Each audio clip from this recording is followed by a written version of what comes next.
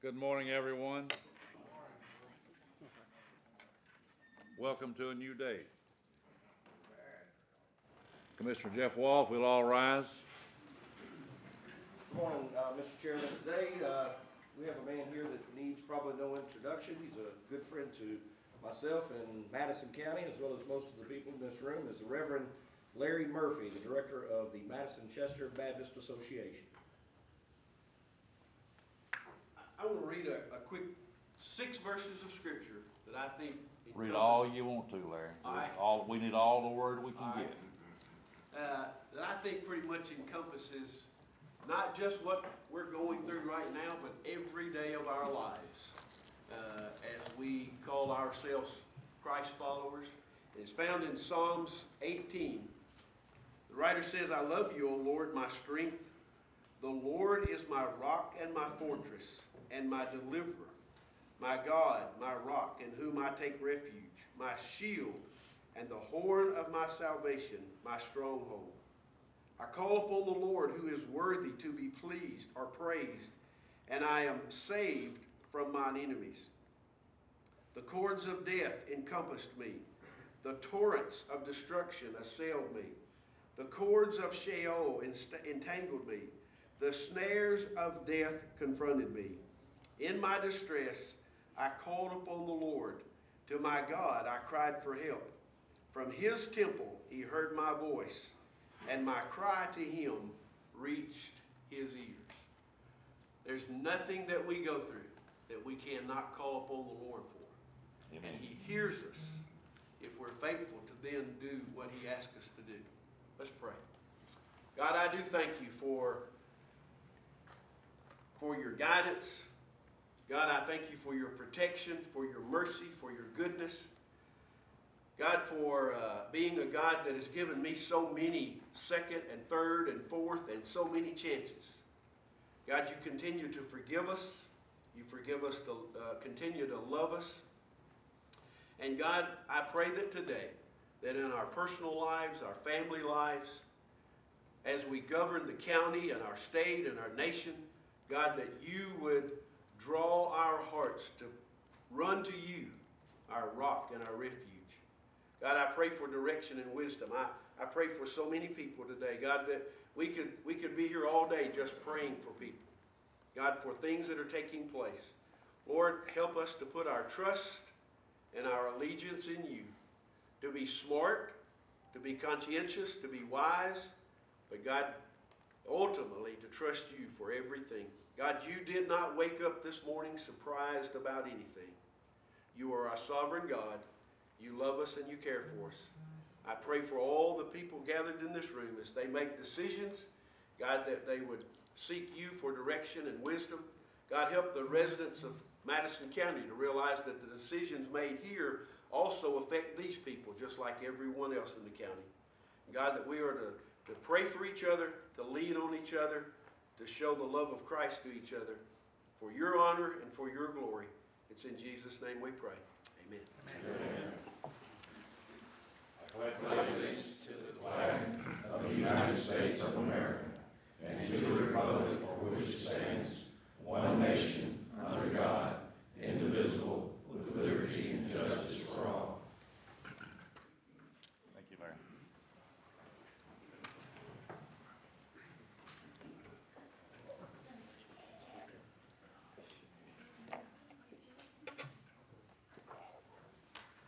Would you announce the only department heads that don't have to be here to go, because we're at 52. Okay.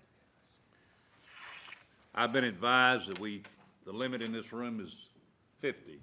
We have more than that now, so if there's anyone here who doesn't need to be here, we'd ask you to leave, if you wouldn't mind.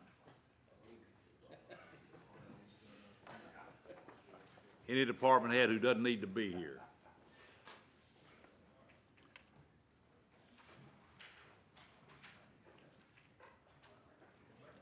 Chief, have a good day. Thank you.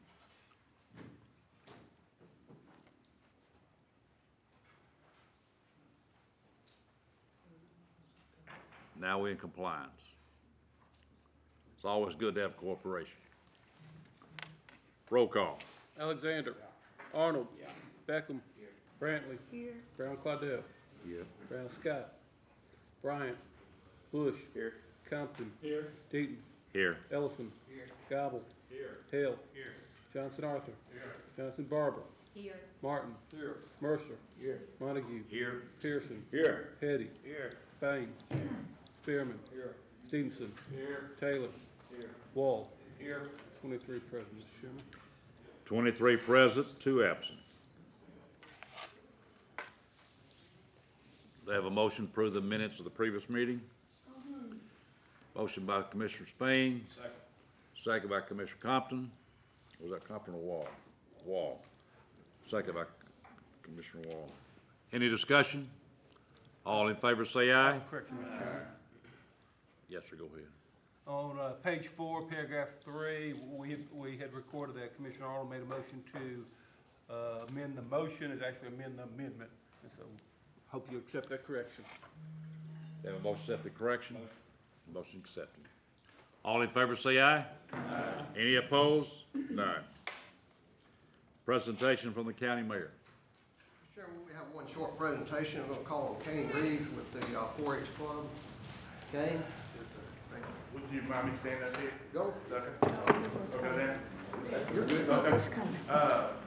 Thank you guys for having me today. I wanted to, this month serves as UTAG Extension Month across the state of Tennessee.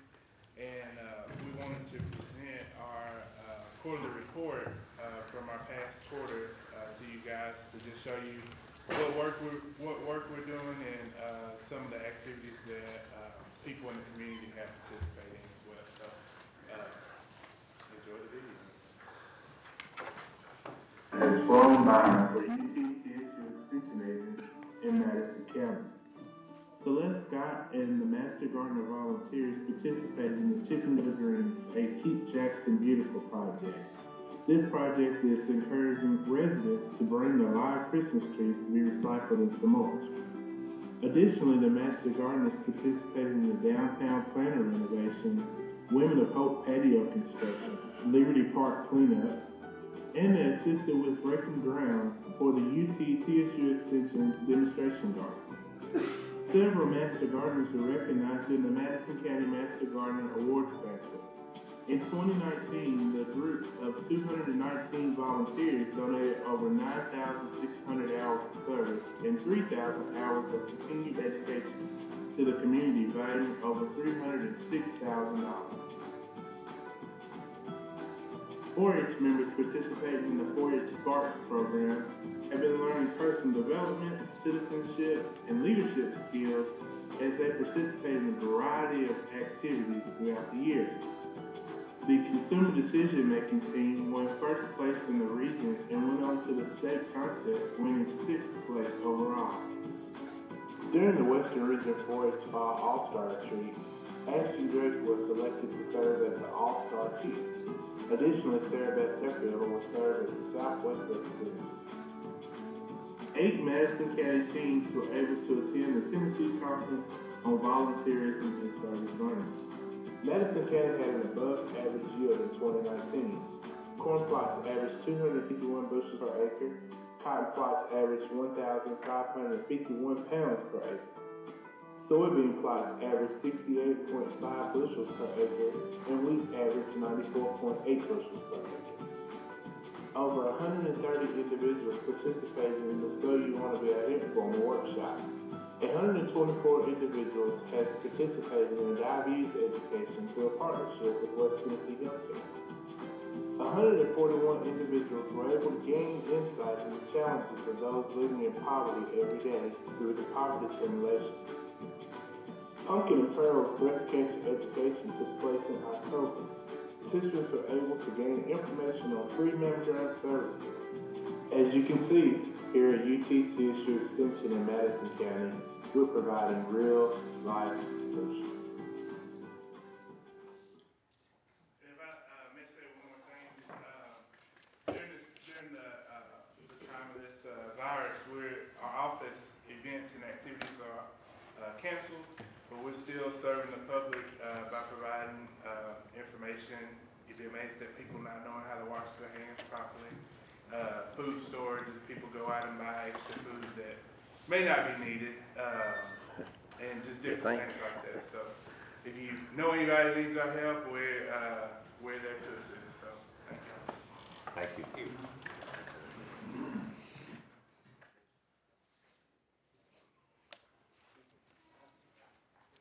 I may mention that Sarah had a dead battery today, so she'll be here shortly.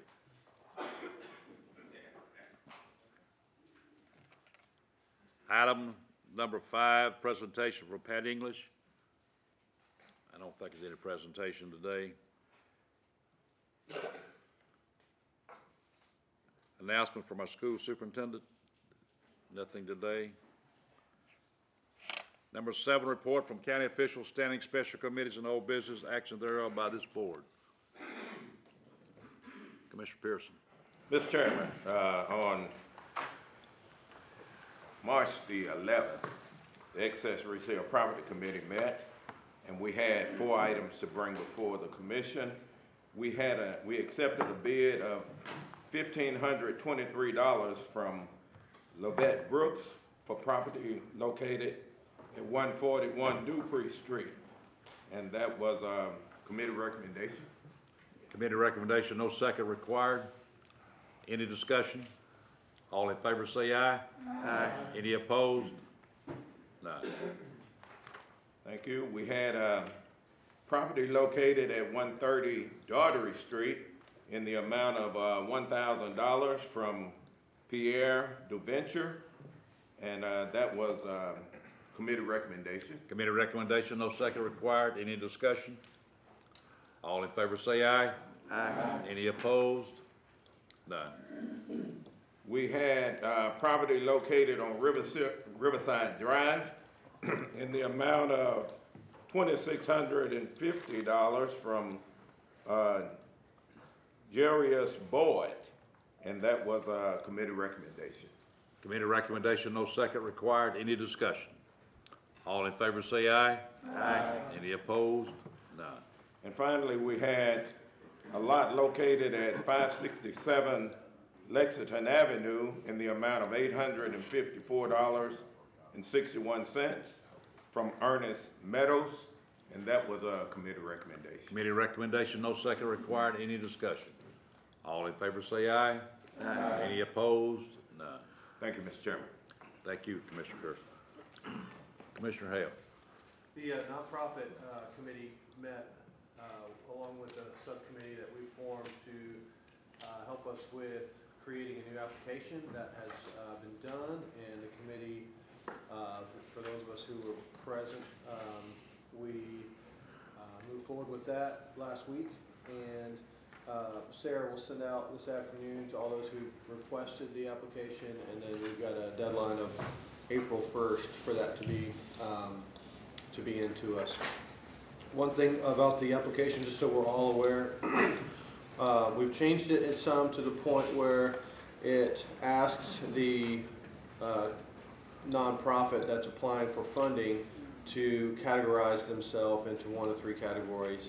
If they're asking for funding for a sponsorship, for economic development, or if there are services or a program, and that way it can kind of help us organize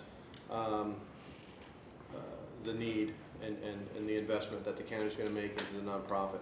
Also, if I could get the help of the different offices, just as far as we're trying to fully understand what their plan is with their, for lack of a better word, bucket of money. For example, we'll use the sheriff. The sheriff might have a nonprofit he wants to give county dollars to that is a good investment for law enforcement to consider.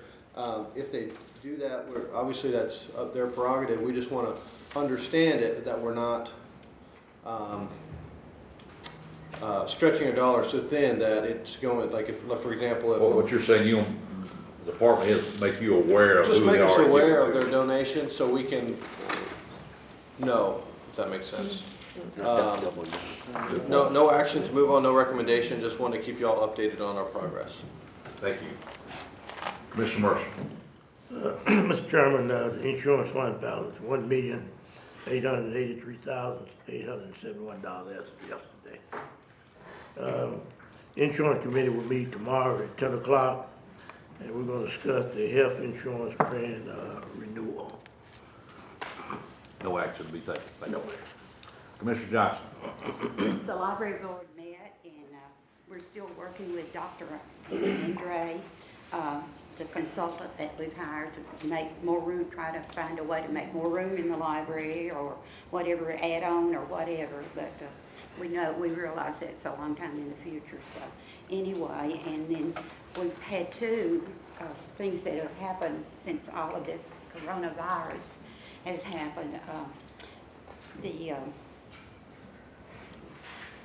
First, this lady, a legislator, wanted to make a law that the people, the parents, control the library and take it out of the hands of the people that, you know, the director and everything. But thankfully, the legislature failed it. It did not pass, so it will continue like it is. And our librarian and library is a great place to be and do. The other thing was, Dinah just she's not here today, but she just panicked when she found out, you know, that her employees, she loves her employees, they are great employees, and she was thinking they're all young, and she was thinking they weren't going to get paid if they closed the library. So we've talked that over the last week or so, and the last I heard, and I thought she was going to be here today, but anyway, the last I heard, and of course she was concerned about the people too.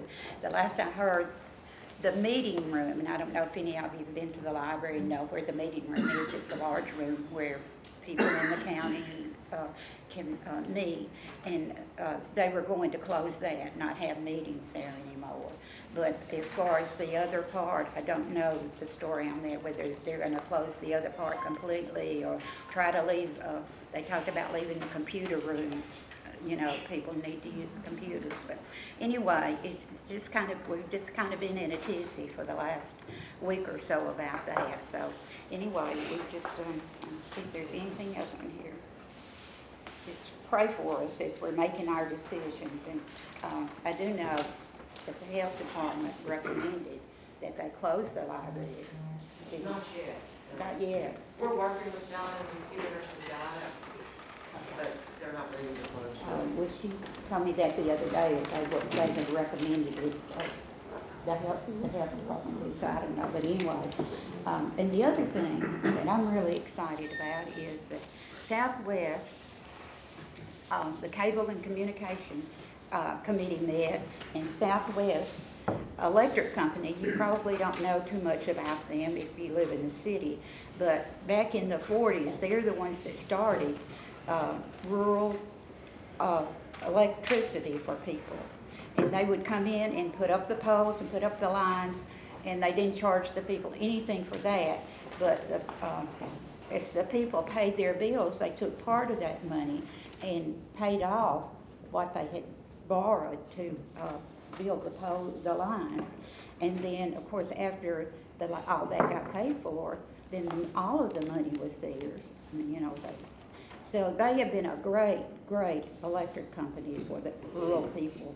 And so we met, and we have talked to AT&T, we talked to JEA. There was no way they could get broadband to rural people in Madison County because the Southwest already has the poles there.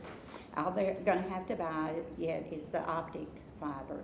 And so we met with the Mr.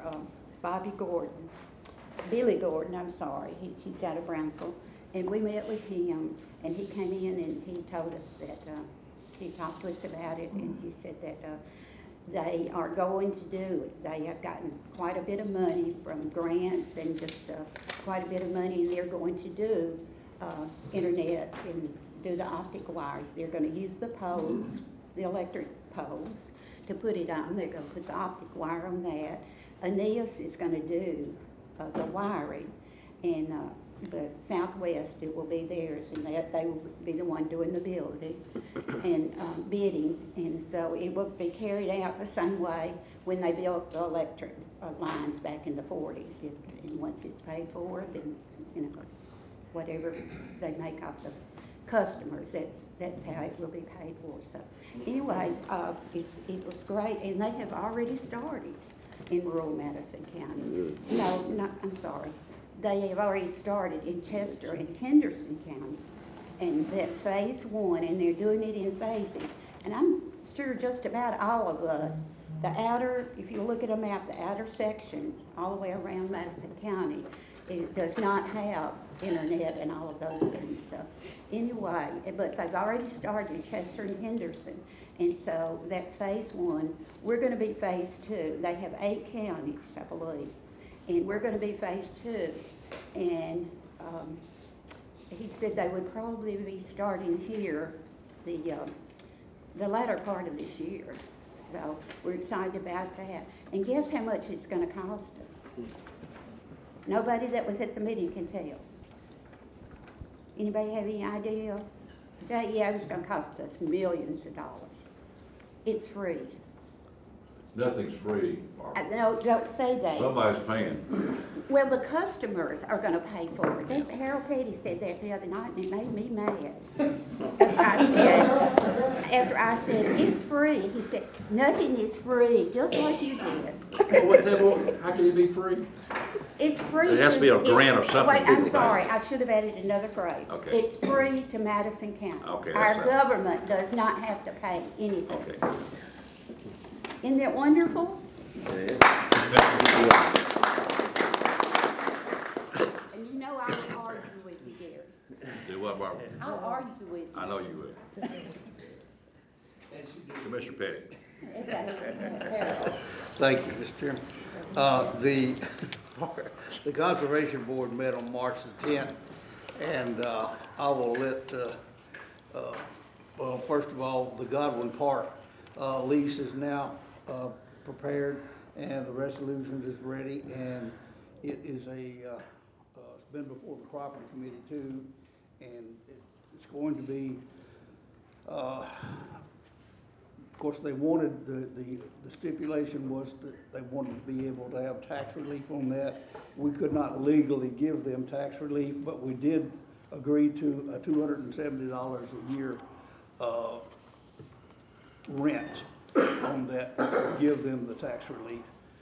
And this will be for 25 years, and it will renew each year thereafter unless we give notice that we do not want to. So, and the Conservation Board is behind it, and it has been for the property committee, so it's committee recommendation that we undergo that. Now, there is $6,000 worth of improvements. Ed is going to try to pay for that out of his present budget, so at this time they do not need any more money. So, to bring that restroom up to ADA compliance. So, that's for the committee recommendation that we. Committee recommendation, no second required. Any other discussion?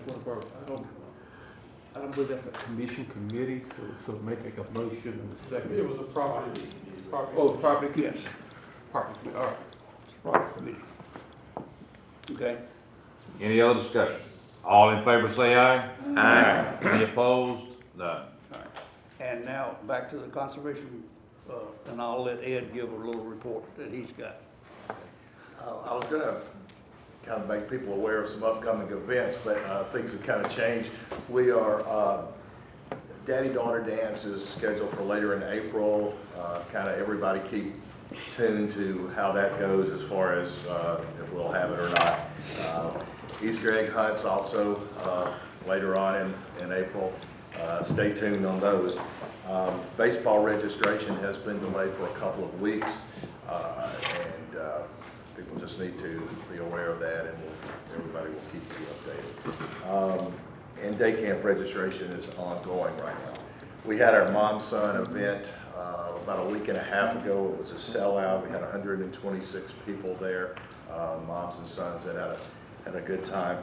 And was going to also just go over some numbers we had with Beach Bluff Rec Center. In February, we had 1,521 participants there at the center, brought in $2,487. We've started doing a monthly supper, which has been very popular. And also, a couple of weeks ago, we started a Friday night auction. We've had over 200 people the last 2 Friday nights. However, due to the coronavirus, we're going to probably have to postpone those for a little while until further notice, but that's been very popular. Also, the first and third Saturday of each month, there was going to be a dance there. Southern Sounds was the band. Going to the dance. This coming Saturday was supposed to be our first one, but that's going to probably be delayed too, it looks like. So those are things that are ongoing and that have happened and that we're looking for the future to hopefully they'll, the Recreation Department and Beach Bluff also. I expected a standing ovation from Commissioner Stevenson, but I didn't get one over that $2,400 income for Beach Bluff. Back to the property committee, the library, we have a resolution on the library property, their surplus property. It has been, since it is a joint city and county thing, and there's a resolution now that will be, the city says they do not have any need for any of that excess property or surplus property, and so that they are going to give that, give us the right to dispose of it for the library, and then the funds will be returned to the library. So it's a committee recommendation that we, any surplus property be handled like the rest of the county surplus property. Committee recommendation, no second required. Any other discussion? All in favor say aye. Aye. Any opposed? No. All right, the next thing I have is, got a piece of property here owned by Mr. Arnold at 2838 Airways, and I'm going to turn that over to Attorney Maroney, and it is on your, description of it is up there on the screen now.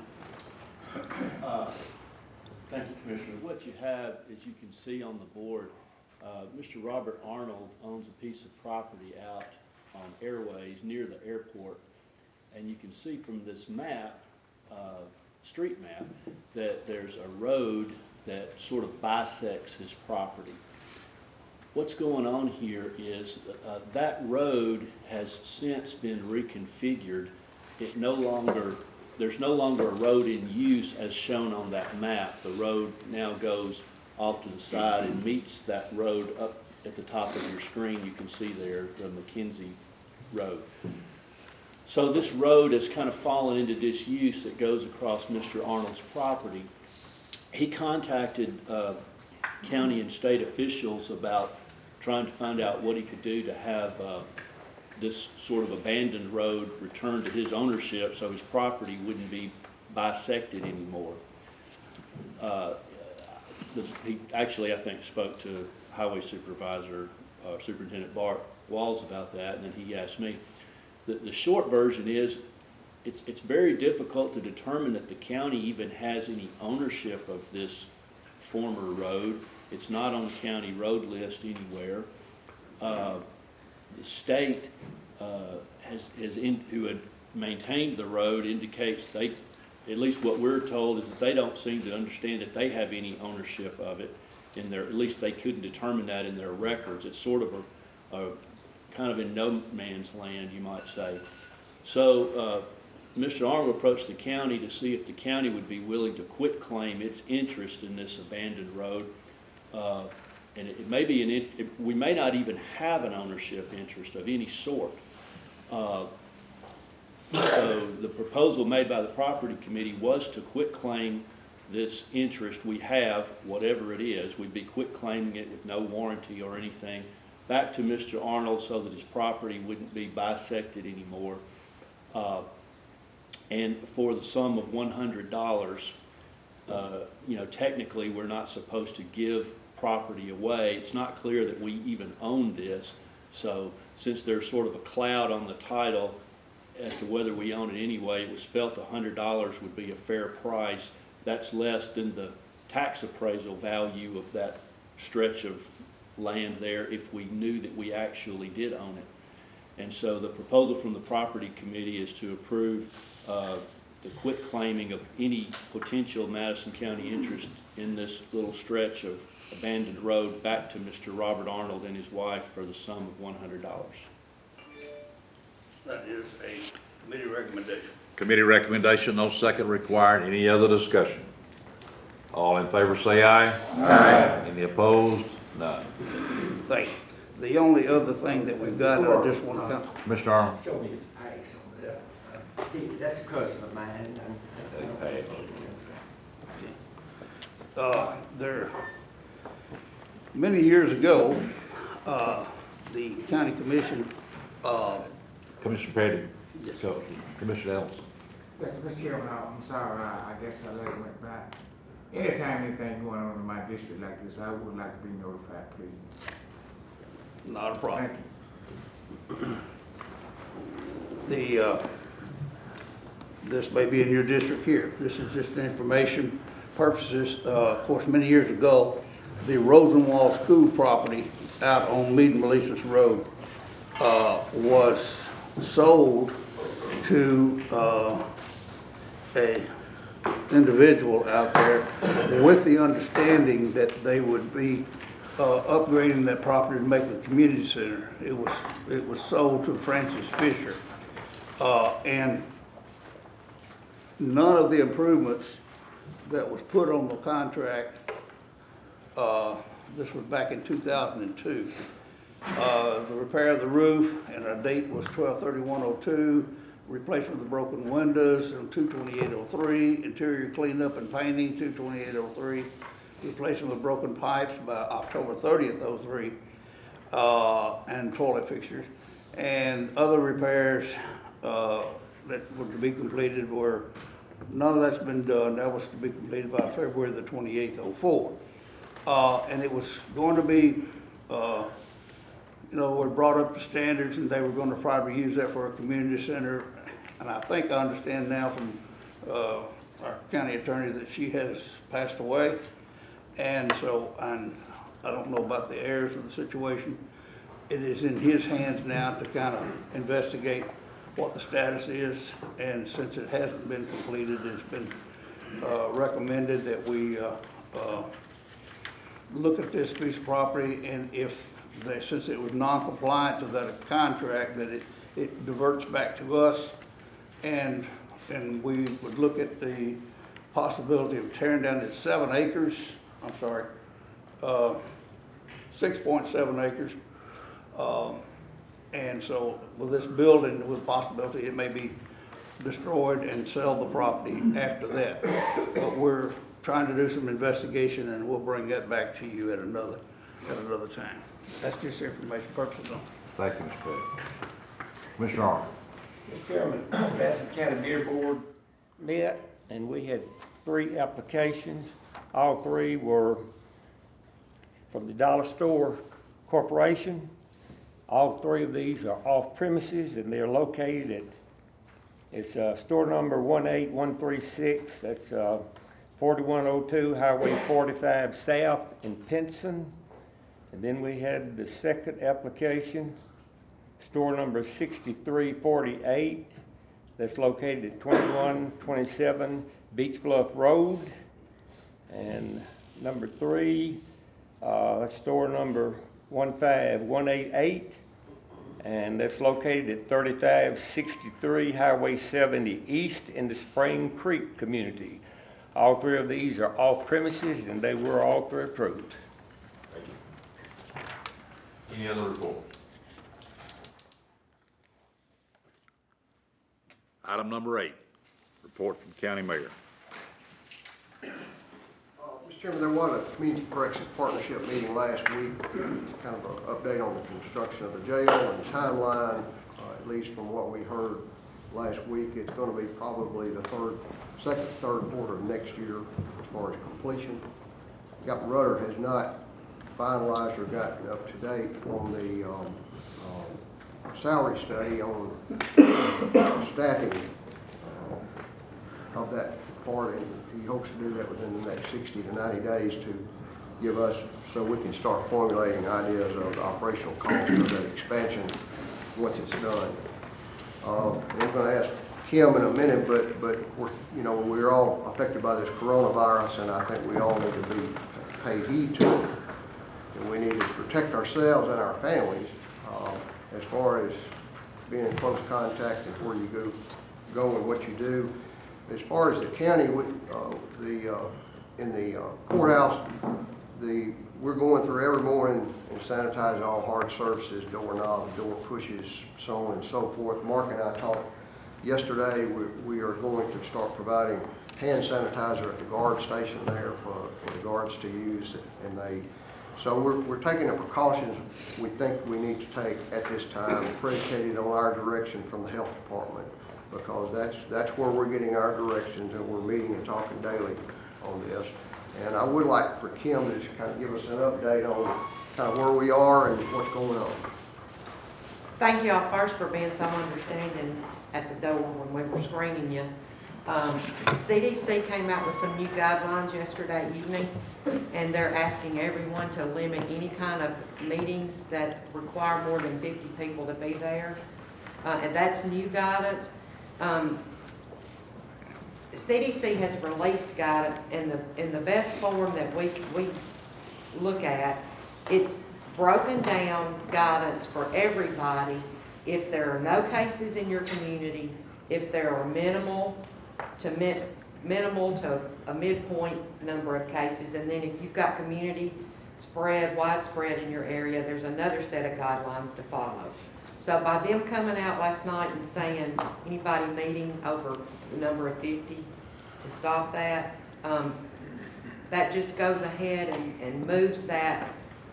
In our area, we do not have any cases. So we're instilling these things. I want to give a little bit of explanation about why you're seeing this and why you're seeing it different in different areas across the nation. A lot of the areas, our most affected area in the state of Tennessee is Davidson County and Williamson County. Those are the highest number of cases. I don't know if you saw yesterday, but Metro Davidson did a press conference with their Board of Health and issued a public health emergency and made some decisions to shut down some of the entertainment centers and restaurants to 50% capacity, and that's because they're more affected than we are. We have no cases yet. I will say there has been some testing done in Madison County. Those have come back negative. There are still some pending. As of yesterday, the state count for positive tests was at 39. You're going to see that rise significantly at their 2 o'clock release today. I have an idea of what those numbers are just because of our ability to see in the lab queue, but I'm not going to release those numbers until the state does that at 2 o'clock. But you're going to see a significant increase. I don't know what counties are affected yet. We have not gotten a positive, so we're still good on the negative side. But I want to encourage everybody, you've got to take care of you and your family. You know what your health status is better than anybody.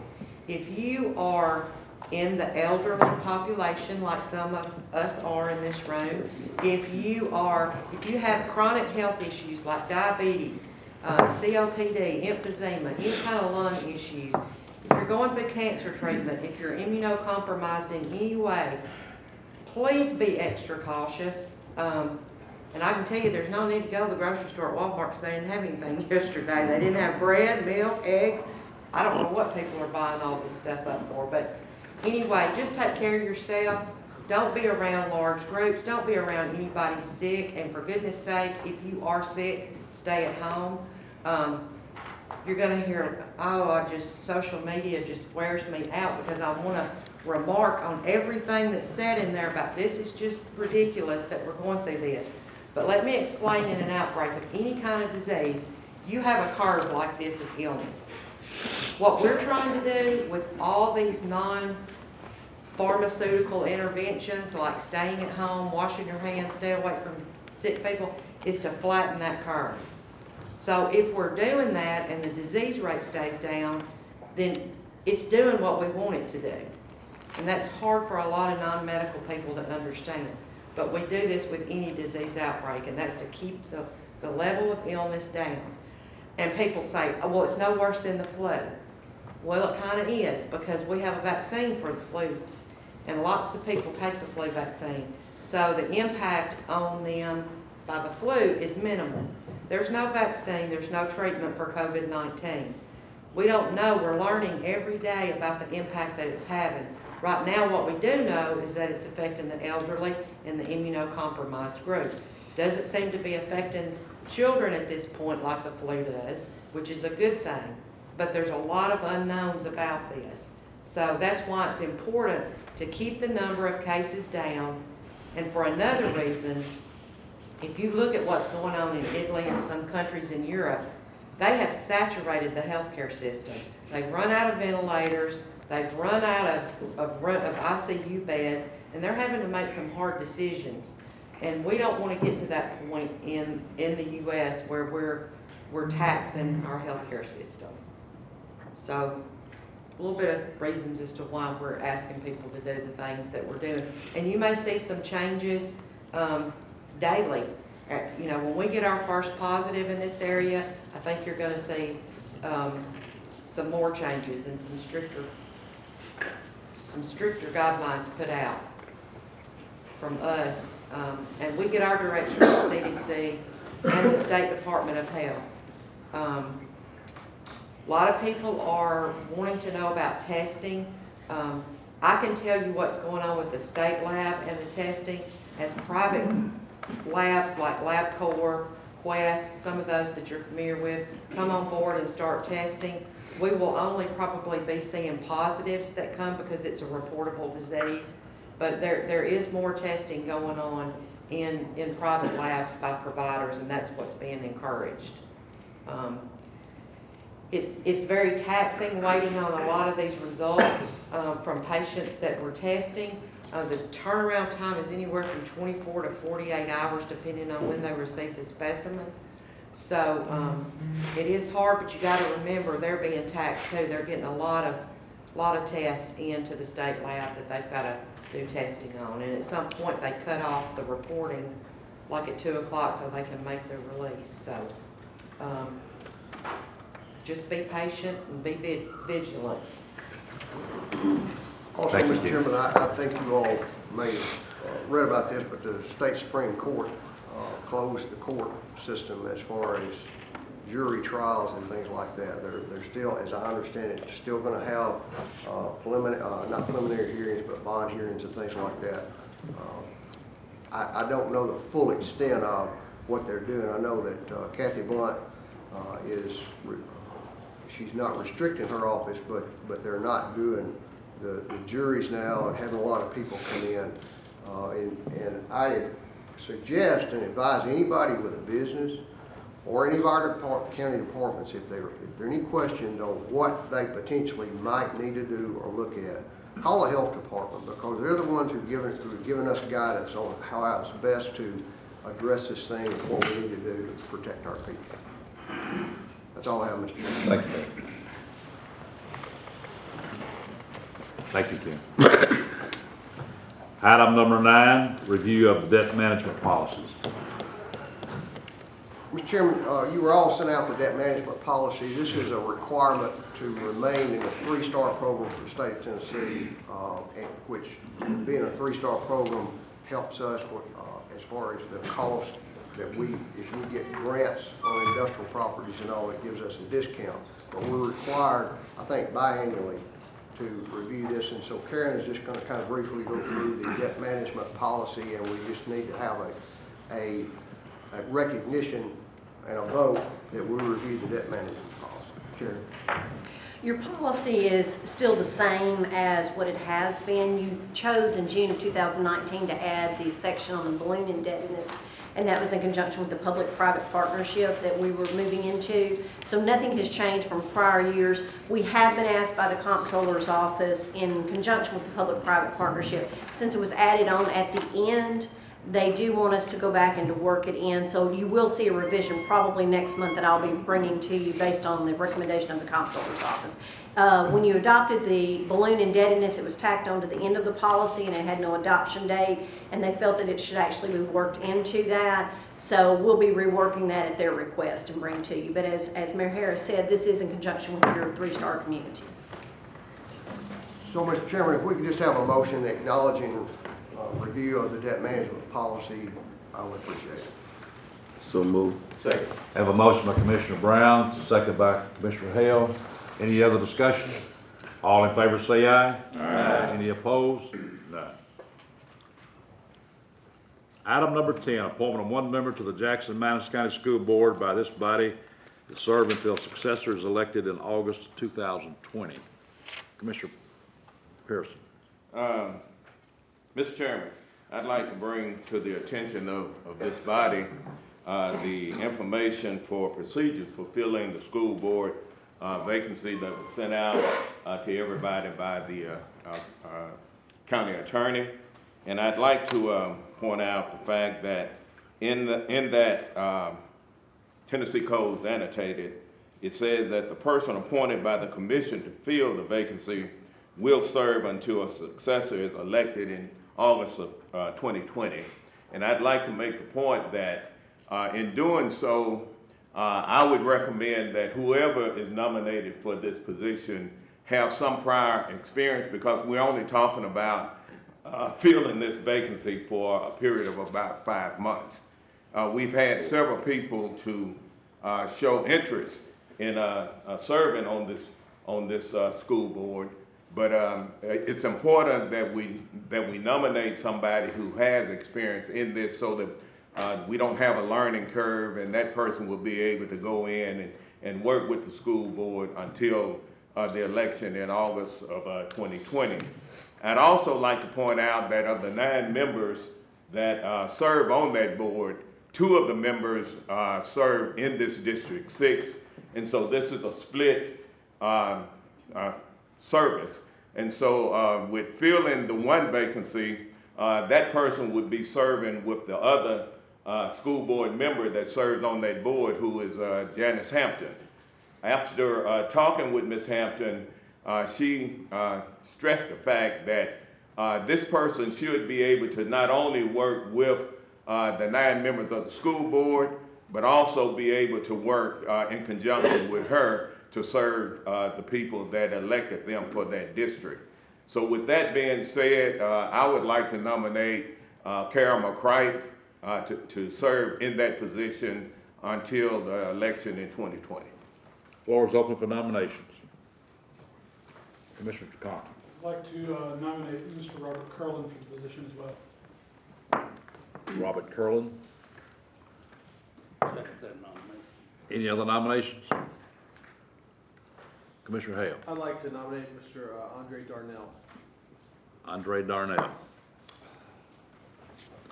Commissioner Brown. Yes, sir. I'd like to second the nomination of Reverend McCright for the position. Just a point of Worship seconds. Seconds are not required for nominations, but they're not prohibited. That's right. Commissioner Martin. Yes, sir. I thought that maybe on long, just asking, ever since I have been on here, if I'm not mistaken, usually we just go along with whatever that person, he or she might be in. Usually we are just well known with what they have recommended. We never have had everybody I can remember nominated somebody from that were not in that district. And I've known him since 1991. And I never have, for that I know. Well, I don't want to follow you. Not in that district. Well, what I'm saying, we have people that have nominated people that are not in that particular district that we are looking at. That should be, I think, Pearson and Brown and Katy district. It serves like all. Yeah, there's a lot. Crosses 9 county commissioner lines. 9 commissioners serve are in that district. Yeah, it's a big, weird district. Yeah, 6 goes, it's kind of funky. 6th district has got 9 commissioners in that district. They're all 9, sir. There's 9 county commissioners that are in that 6th district school board district, yeah. Commissioner Brown. Yes, before we cloud this issue, for Commissioner Brown. for almost a half a century, the only person who could take it further, Arthur Johnson might be able to say that it's been longer than that. We have had a gentleman's agreement and a protocol that's been followed from zonings, did that last month. Zonings and everything else that the commissioners in that district would recommend and we would support it. Sure, just about every district for most things with regard to zoning and things of this nature would touch on more than one commission. It doesn't take a genius. Ray Charles could see that the majority of this district, of this seat, is in District 5. So any conclusion drawn otherwise is just the extension of the protocol being kept and the same courtesy being given these 3 commissioners that we give to everybody else. There'll be situations in your district that'll be effective like this, and you'd want that. And the honorable man who has maintained this protocol over all these years, I'm sure would expect us to be as honorable as they have been. Bill, I move the nomination cease. Have a motion nomination cease. Do I have a second? All in favor say aye. Aye. Any opposed? None. You repeat the candidates that's been nominated. Curlin, Darnell, Price. Is that correct? No Price. No Price. Right. Well, Pearson. Dr. Commissioner, your nomination was who? Carol McCright. Apologize. McCrice. Carol Carter Estes McCright. She was turned into the election commission. That's McCright. Oh, Carol Carter. Estes McCright. Served on the school board before. Yeah. Everybody understand who's been nominated? Attorney Maroney, would you explain how this process will work? Yes, sir. Under your, under your rules, it takes 13 votes for an individual to be selected. Also, under your rules, when you have multiple individuals, if no one receives 13 votes on the first round of voting, the low vote getter is removed, and then you re-vote with the remaining individuals, and you repeat that process until you get to 13. If no one gets 13, a plurality is not sufficient. You have to have 13 votes to be selected. Call their names one more time. I'm trying to make sure I pronounce McCright. McCright. We got Curlin, Darnell, and McCright. McCright. Andre Darnell. Ray, roll call. Alexander. McCright. Arnold. Carol Carter, McCright. Beckham. Pass. Brantley. McCright. Brown Claudel. McCright. Brown Scott. Pass. Bryant. Bush. Carlin. Compton. Curlin. Deaton. Andre Darnell. Ellison. McCright. Gobble. McCright. Hill. Andre Darnell. Johnson Arthur. McCright. Johnson Barbara. Pass. Thank you, ma'am. Martin. White. Mercer. McCright. Montague. McCright. Pearson. McCright. Petty. Curlin. Spain. McCright. Spearman. McCright. Stevenson. Pass. Taylor.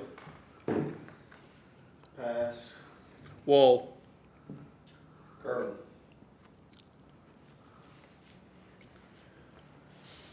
Anybody want to change their vote?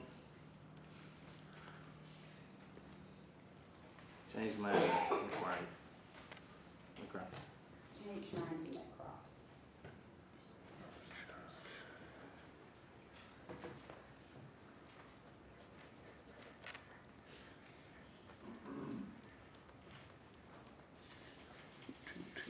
that's what I hear, that's true. You got 15, I don't know what I missed.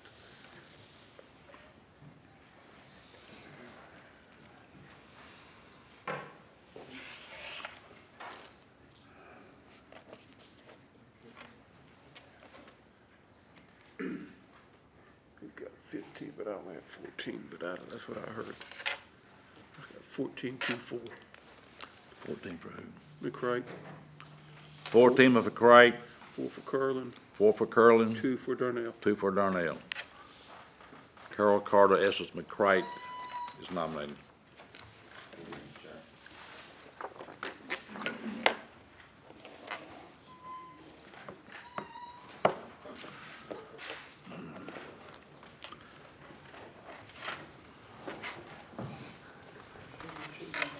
Item number 11, appointment of 2 members to the Adult Oriental Established Board by this body, 1-year term, Fred Birmingham incumbent, and we have a vacant seat. And we have not filled that vacant seat, I don't think. Any nomination for that vacant seat? Be moved to next month. Mr. Chairman, do you need to address Mr. Birmingham on that? Okay. Oriented establishment board? All right. Thanks, Steve. Do we have a motion for Fred Birmingham incumbent? Motion. Have a motion and a second. All in favor say aye. Aye. Any opposed? None. Petty.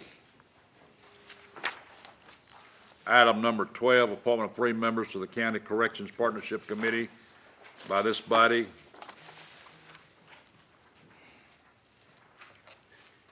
There's 3 vacant seats because 3 commissioners are not on the commission anymore. We'll have to move that to next month. Commissioner Johnson? Oh, I was gonna make a motion. Cindy Bryant would like to be on that committee. Okay. Are we gonna wait till next month to vote? We can wait till next month. We'll put all 3.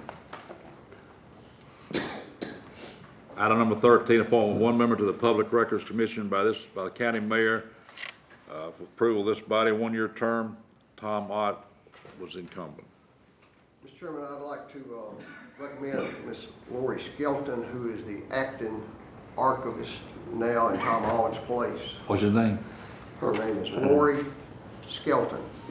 Yeah. She is an employee down at the archives, but we do need an acting director, and we do need somebody on that committee, so I would recommend her appointment to this committee. Do I have a motion? So moved. Have a motion by Commissioner Petty. Second. Second by Commissioner Taylor. Any other discussion? All in favor say aye. Aye. Any opposed? None.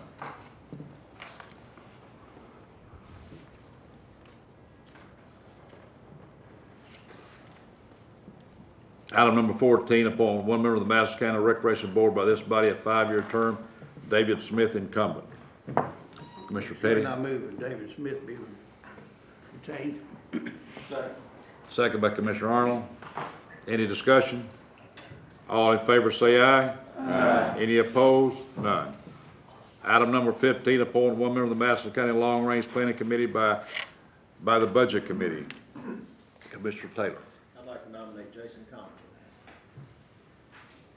Jason Thompson. Compton. Second. It was a committee recommendation. It's committee recommendation, correct? Committee recommendation. No second required. All in favor say aye. Aye. Any opposed? None. Item number 16, appointment of 1 member to the Madison County Long Range Planning Committee by the Capital Committee. For the Capital Committee, 1-year term, Arthur Johnson, incumbent. Commissioner Compton. The Capital Committee met, and we are renominating Commissioner Arthur Johnson to fill that spot. Committee recommendation, no second required. Any other discussion? All in favor say aye. Aye. Any opposed? None. I asked Mr. Chairman, I don't vote for myself. All right. Appointment 1 member to the Madison County Long Range Planning Committee. Finance Committee, appointment 1 member to the Madison County Long Range Planning Committee by the Finance Management Committee. From the Finance Committee, 1-year term, Gary Deaton, incumbent. Move he be reappointed. I second. Have a motion second. Any discussion? All in favor say aye. Aye. Any opposed? None. Appointment of two members of the long range two members at large, member of Madison County Long Range Planning Committee by this body, one-year term, Luther Mercer and Billy Spain incumbent. I move they'll both be reappointed. Have a motion by Commissioner Brown. Second by Commissioner Alexander. Any discussion? All in favor say aye. Aye. Any opposed? None. Item number 19, any amendments or transfers to the general fund, school debt, capital project, highway department debt service, and juvenile court service budget for finance year 219-220. Commissioner Johnson.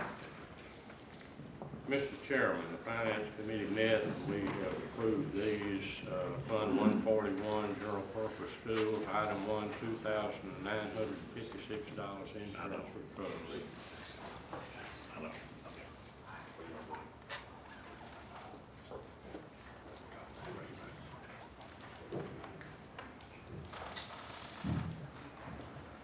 Go ahead, I'm sorry. I just read the number 1 for $2,956 insurance recovery. Hold just one second. Let's go back to item number 17. The Financial Management Committee, the vote was made for a one-year term for Gary Deaton incumbent. Did that come out of committee? I'm sure it did, but I didn't remember it. Oh, that particular, that's what I was calling to the chairman's attention. That particular nomination is supposed to come from the Financial Management Committee, not the full body, so. Well, I don't know if they made the nomination or as not. chairman, I will nominate him, but I don't know, did we take this up, Gary? I don't recall either, so I don't evidently we recall. probably didn't. We'll just postpone that to next month. Yes, I think technically, to be correct, it'd be better to have a motion to rescind that vote in a second, and then let the Financial Management Committee vote. Make a motion, we rescind that vote. Have a motion to rescind the vote by Commissioner Arnold, second by Commissioner Wall. All in favor say aye. Aye. Any opposed? None. That'll be brought up next month. I'm sorry, go right ahead. Item 1, $2,956 insurance recovery. This is funds received for bus repair. Committee recommendation, no second required. Any discussion? All in favor say aye. Aye. Any opposed? None. Item 2, $33,583 state priority school grant. Committee recommendation, no second required. Any discussion? All in favor say aye. Aye. Any opposed? None. Item 3, $10,000. This is Toyota grant. CSS was awarded $10,000 grant to be used by 5 schools for robotic kits and visiting manufacturer facilities. Committee recommendation, no second required. Any discussion? All in favor say aye. Aye. Any opposed? None. Fund 142, school federal projects, item 4, $242,897, district priority school improvement grant. Committee recommendation, no second required. Any discussion? All in favor say aye. Aye. Any opposed? None. Item 5, $19,582, ATSI grant for 2019 designation. Committee recommendation, no second required. Any discussion? All in favor say aye. Aye. Any opposed? None. Item 6, $5,000, CPF Perkins Basic Grant. Committee recommendation, no second required. Any discussion? All in favor say aye. Aye. Any opposed? None. Item 7, $162,700, IDA Part B Grant. Committee recommendation, no second required. Any discussion? All in favor say aye. Aye. Any opposed? None. Item 8, $4,500, IDA Preschool Grant.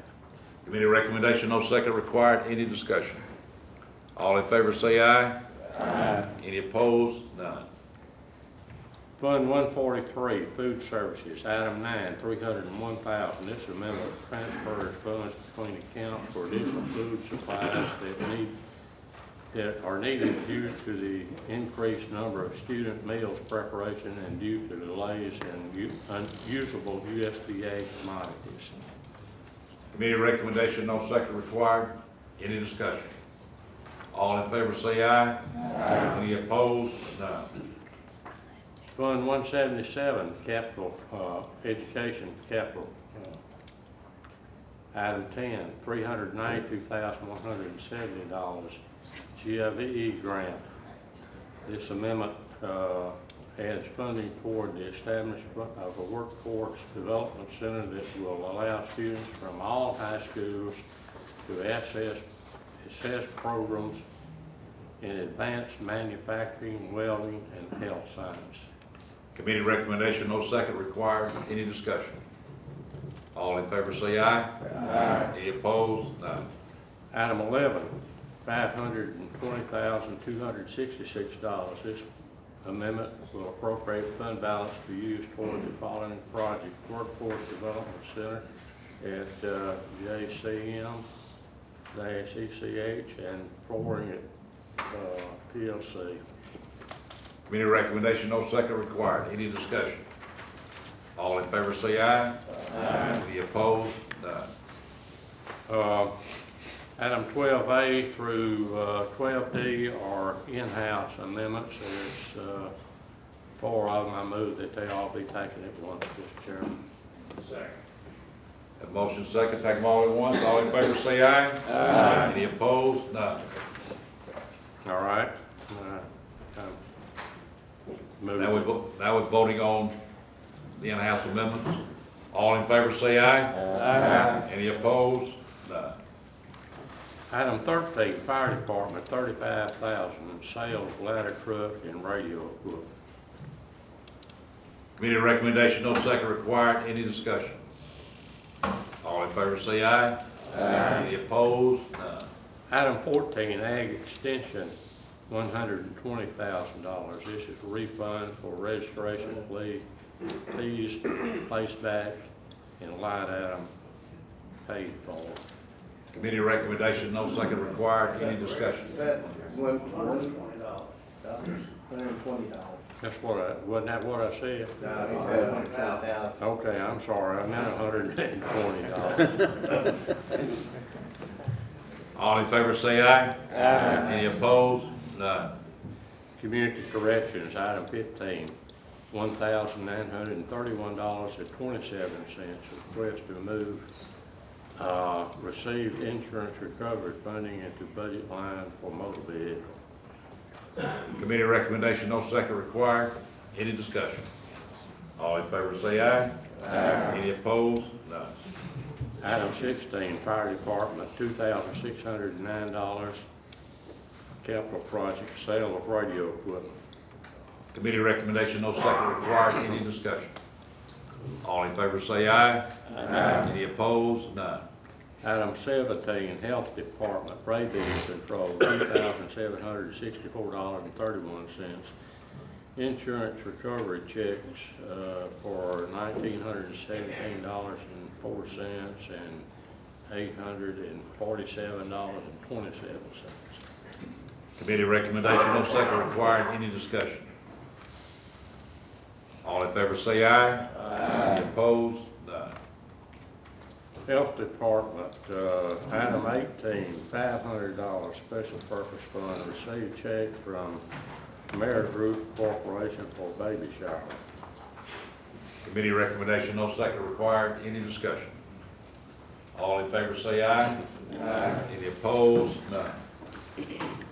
These are under transfers. Item 19, Finance, $792,195 to budget education principal and interest payment to correct line items. Committee recommendation, no second required. Commissioner Stevens. I'm sorry, this may be the inappropriate time to ask this. Well, when are we supposed to pay this $875,000? We'll have an amendment later. Okay, very good. Thank you. Any other discussion? All in favor say aye. Aye. Any opposed? None. Maintenance, item 20, $5,500. Purchase a newer truck with less miles to replace one surplus on 2/18/2020. Committee recommendation, no second required. Any discussion? All in favor say aye. Aye. Any opposed? None. Item 21, Sheriff's Department, $8,028.48, moving fund from equitable sharing, purchase law enforcement equipment. Committee recommendation, no second required. Commissioner Stevenson. Mr. Burkhead, could you pull up page 37? I just need a couple of questions. I'm not really understanding. Is this something that's essential? Why you, I think it's you've got page 37 down. Explain this equipment to me again so we have an understanding. This actually goes to the factory, it's our bulletproof plates that goes in their vest. Those are actually they're expired. So it goes in the vest. How many vests do we have? Do we have 32? 15. Okay, is this something that's going to be ongoing? They expire every 5 years. It will be. Expire every 5 years. Okay, so these are about to expire. Yes. Very good. Thanks. Committee recommendation, no second required. Any other discussion? All in favor say aye. Aye. Any opposed? None. Commissioner Brown. Yes, sir, Mr. Chairman. I don't know if it's a point of order or what, but I've noticed here occasionally, as the item just before this one, properties, we discussed this also in the property committee, properties are dissolved by sale or auction, whatever, and the funds will go back to that department. That's not the way we've done business here. And normally that money would go to the general fund, and if that agency wanted it, they would request it. Perfect bookkeeping and accountability. If we could be mindful of that, I don't know if that was a slip of judgment, but that property, that physical capital is not owned by that department, it's owned by the county. Ms. Bell, you want to address that? Certainly. The request, I assume he's referencing item number 20 for the maintenance department. Yes, ma'am. Yes. The request came from the department for the money to go back in, but we have no problem whatsoever putting it back into the general fund. What has our policy been in the past? And I think Commissioner Brown's correct. In the past, we have gone back into the fund. Right. I believe it has, Yeah. but we've had some pushback from some departments wanting to go into their accounts. Okay. I'm sorry. Commissioner I do think that's correct, but I really don't think we've been following that policy all along. We Yeah. have many times, and we probably need our finance committee or budget committee to renew whatever needs to be done and make sure this is followed by all departments. You're right. Mr. Johnson.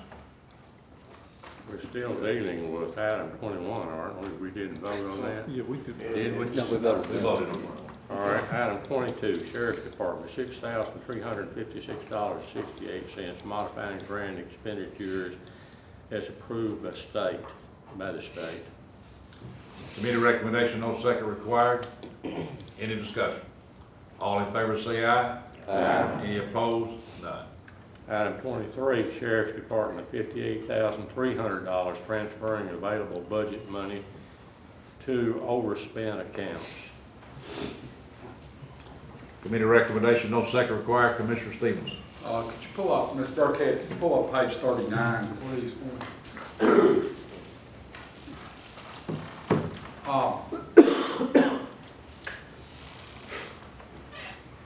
Down there at the very bottom, where you have the overtime pay for $55,000. I believe I heard Ms. Irwin in the financial management that you said that you were going to be needing approximately $250,000 more in overtime. Is that correct? It's not just in overtime. Our projection at this time, since our last pay period, has been that by the end of the year, we'll be approximately $181,000 short In the jail overtime, or No, just? sir, this is in all departments for the payroll, regular pay, and the overtime. Okay, can I ask you another question? I'm trying to learn here. Last year in the jail, you budgeted $240,000 for overtime, not this past, the year before. Y'all went over 500-something thousand dollars. Well, y'all got a little bit better this next year, this current year, because you're at $300,000. Now, I guess what I'm trying to understand is, how do you budget when you have something that's over $500,000 and you only up it by $60,000? I mean, so in other words, you knew you were going to go over in that line item, in the overtime for the jail. Mr. Stevenson, I'm sorry, I cannot answer that question. I was not in that budgeting process. I do know we're going to look at that. We're going to look at the new staffing, as was mentioned earlier, about when the expansions. I just have to tell you, you're doing a little bit better because you bumped it up at least $60,000. Appreciate the Pretty Thank you, impressed sir. with that. All right. But still, we're going to end up being over $500,000. Now, I guess what I'm going to ask too is I'm going to ask this. I want to make sure I understand is as we get down to this with the time clocks, when are we going to be switching our overtime over to something that's going along with what the county's doing? Are y'all going to continue doing what you're doing on the overtime? Mr. Stevenson, or Commissioner Stevenson, we'll just have to address that. I mean, we have to have those people come in prior to their shift. We felt like we were doing the right way the last time because they get paid an extra hour for their meals and breaks and all of that. And they came in 15 minutes early to know what's going on when they got ready to take their shift. I'm not having any issue with that. What I'm having an issue with, are you going to change the way that you're doing it? We're probably going to have to stay just like we are unless we go to another type of system in the jail and look at hours. The problem is we had 11 people that are not working. We got 3 on military duty. We had 3 or 4 that was out on limited duty for sickness.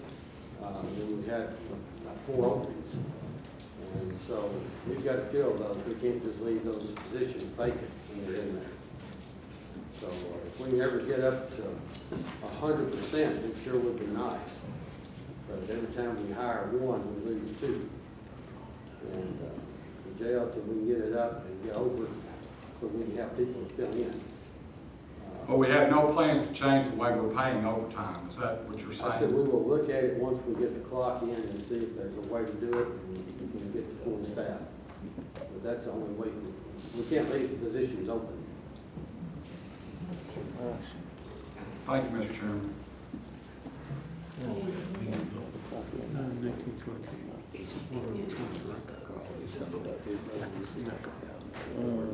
Where are we at? 23? 23, yeah. Committee recommendation, no second required. Any other discussion? Yes, that's true. All in favor say aye. Aye. Any opposed? No. Roll call. Will you go over what we're voting on? This is budget amendment number 23, $58,300, transferring available budget money to overspent accounts. Thank you. Alexander? Yes. Arnold? No. Beckham? No. Brantley? I pass. Yes, ma'am. I pass. Brown Claudette? No. Brown Scott? No. Bryant? Bush? No. Compton? No. Deaton? Yes. Ellison? Yes. Gobble? No. Hill? No. Johnson Arthur? Yes. Johnson Barber? Yes. Martin? Yes. Mercer? Yes. Montague? No. Pearson? Yes. Petty? Clarification, Mr. Chairman. This is transferring available budget money to overspent accounts, so This it's is out of moving order. money from one account to another, is that correct? Out of order. Okay. It's gonna take time to get it. So, I don't think it's not taking anything out of the. Yeah, we're voting. All right, my vote is, yes. Spain? Yeah.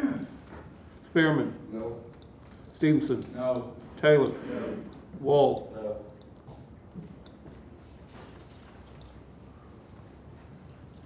Anybody want to change their vote? I say yes. Katie changed to yes. Anybody else?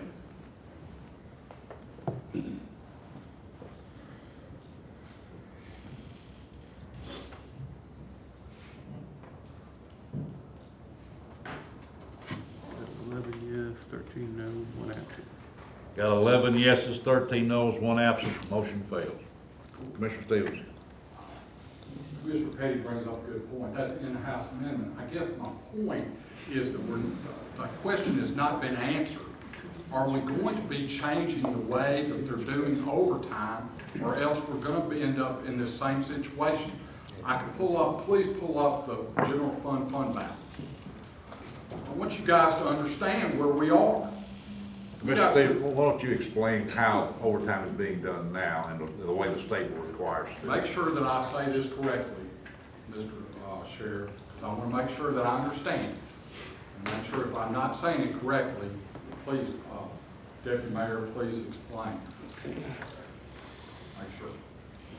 The way it's currently being done now by the sheriff is if they're working 16-hour, 8-hour shifts at the jail, at the regular jail.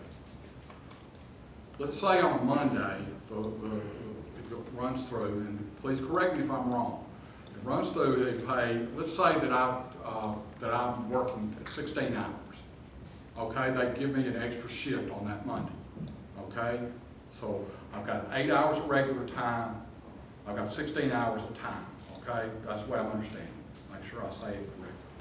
Tuesday, I work an 8-hour shift, so that's 24 hours total. On Wednesday, I'm allowed to work a 16-hour shift. I'm working a regular shift, and then I don't work the rest of the week. Okay, I don't put any hours. In other words, I've got 40 hours. The way that they're paying that, from my understanding, please correct me if I'm wrong, is they're paying for 24 hours of regular time and 16 hours of overtime. Is that correct, Deputy Mayor? I think here's the way I would say it. That they work an 8-hour shift, anything over 8 hours in a day, they're going to get time and a half. So it doesn't matter what. So it's not anything over 40 hours worked in a week. It's anything over 8 hours a day. So they could work Monday for 8 hours, work 4 more hours because they have to stay over for a shift. They'll get those 4 hours will be paid at time and a half. They could be on vacation the rest of the week and get their annual time or sick time, whatever they may have, but they're getting that. Rather than just the federal minimum that you have to pay for overtime work is over 40 hours worked in a week. So they're exceeding the minimum. Commissioner Brown. Are they paid by the day? They're paid by the hour. So Okay, the person is paid by the hour. Are they in the union? No. Okay, what I'm getting at is that if they're paid, not being paid by the day, why are they accruing overtime by the day rather than by the week? Is that a law or something? That's just the option that the sheriff has to. But we could pay change overtime. that, then we create that problem then. No, you've already done that. You already adopted to do a 40-hour, the 40-hour work week with overtime paid after 40 hours. Not to be You've already contrary. been through that exercise. What I was really getting at, when I worked at General Motors, my shift started at 4 o'clock. I had to check in, no pay, no later than 15 minutes till, to allow time for me to get dressed, get my equipment, and any overtime, I know this is public, not private, okay, any overtime started after 40 hours, like with the people who didn't work for General Motors. And I just couldn't understand how what a person did a day made any difference in overtime if you hadn't put in more than 40 hours in a week under general labor practice. That's what the state pays. Commissioner Martin. Deputy Mayor, you said anything over 8 hours, they get paid overtime, correct? Yes. Okay. Is there any other copies of that you know that does, if there any other entity that does the same, works the same way that pay their employees? It's about a week I now. haven't worked for one, but that doesn't mean it can't be done. It's not about a week. Yeah. No, we just don't know. It's not against the law. Not a good guy. No. He But we don't have to can do choose. That's right. We don't have to do it. He would be his legal right. So I'm We gonna can make stop one that right point, now. whether we agree with it or not, with the practice, I will say, I think I understand why, the sheriff is holding on to this practice more than anything. Not that he wants to spend the extra money, but there are issues with people, so whether it's attendance issues, people get sick, they're off work. It's not the best environment to work in. I don't know if y'all know that, but the jail is not a real good environment. So people almost look for excuses sometimes not come to work. And so then he has to get people to work overtime to do that. This practice does make it much easier to have people stay over and work overtime. Again, whether you agree with it or not, personally, I don't like the practice either, just because of the financial impact that has on it. But that is one of the reasons that he does it. So I do want you to know that any candidate. If that option wasn't there for people to work overtime, I think we're going to be more short-staffed. I'm glad the hospital gonna do it. So, which then again causes, you got short staff in the jail, then you've got, risk of people getting hurt or things like that. So you have to think about those things too. I think that's where the sheriff mentioned a minute ago, we're continuing this practice until we're able to make some other changes. I don't know exactly what his other changes might be, we haven't talked about this, but other changes that we've talked about in the past and that we see, that's more shifts. You have to have more shifts of people, so then your labor costs might go up a little bit, but you're gonna save on the overtime. You're gonna keep people from working double shifts where they're tired and where they're more injury prone when that happens. So I think that's some of the discussions that he's having on improving that. Commissioner Petty. Thank you, Mr. Chairman. Mr. Simpson, your scenario that you drawed up there was working 4 days that week. They were scheduled the 5th day. Okay? 3 days. No, they're scheduled for 5 days a week. Okay? And so if they don't work that other day, they have to do what? Take a vacation day or sick day, comp day, whatever, right? So that 5th day has to be shown on the time system as accrediting some other accrued time. So they're really gonna have 48 hours on the clock. Because they're scheduled unless they're allowed to be off, and then they're charged for vacation time. So, my pay grade. there you go. So they've got the 48 hours in, so they are over 40 hours. They've got 8 hours overtime. Am I correct, Sheriff? You're correct, Mr. Petty. The other, thing is, they're under the federal labor laws, they're a law enforcement scenarios, it's only strictly law enforcement.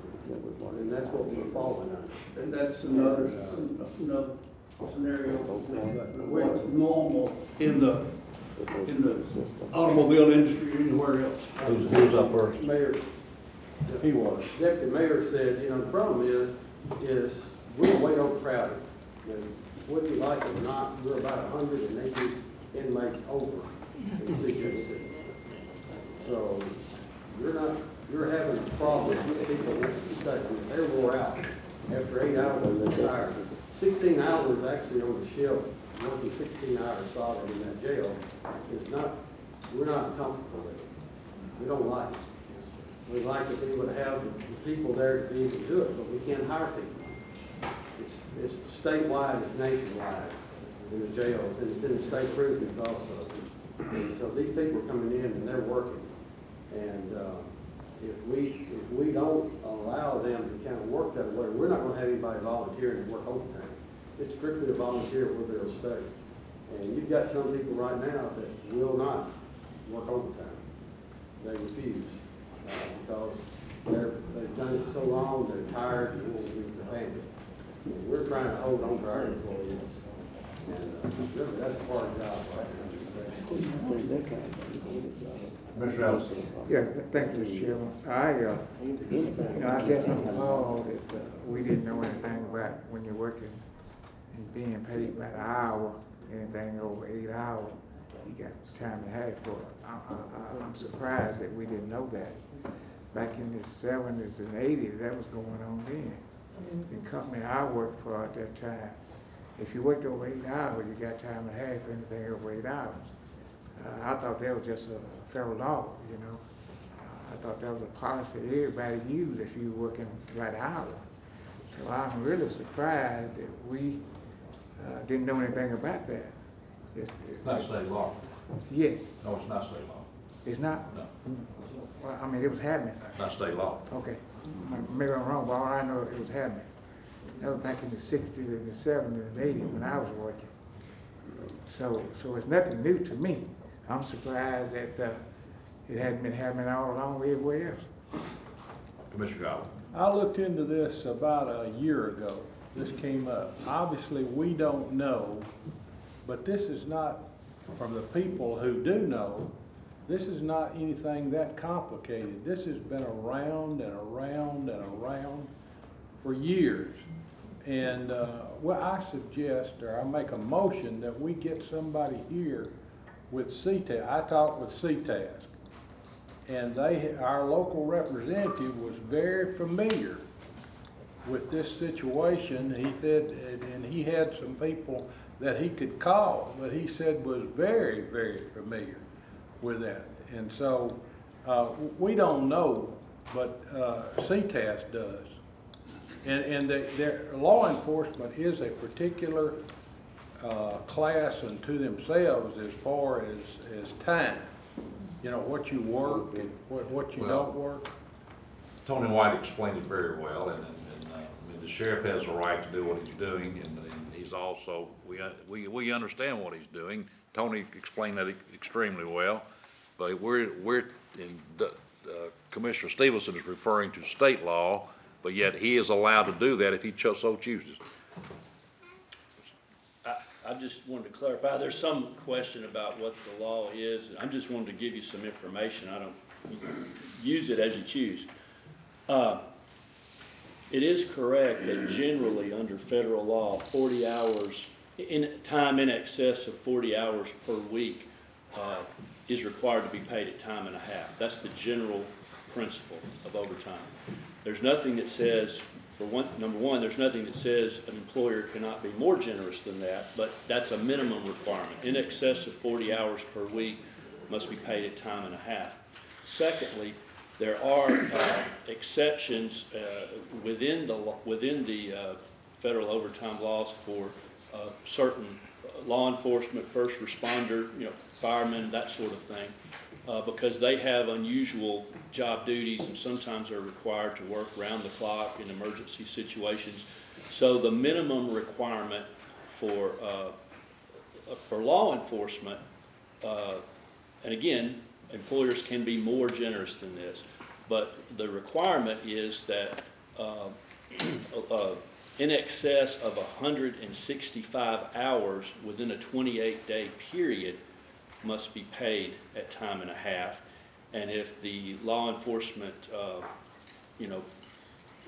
employer decides to break it up into less than 28 days, they keep it at that same ratio. But there's nothing that says an employer cannot be more generous than that, but the minimum requirement would be in excess of 165 hours within a 28-day period.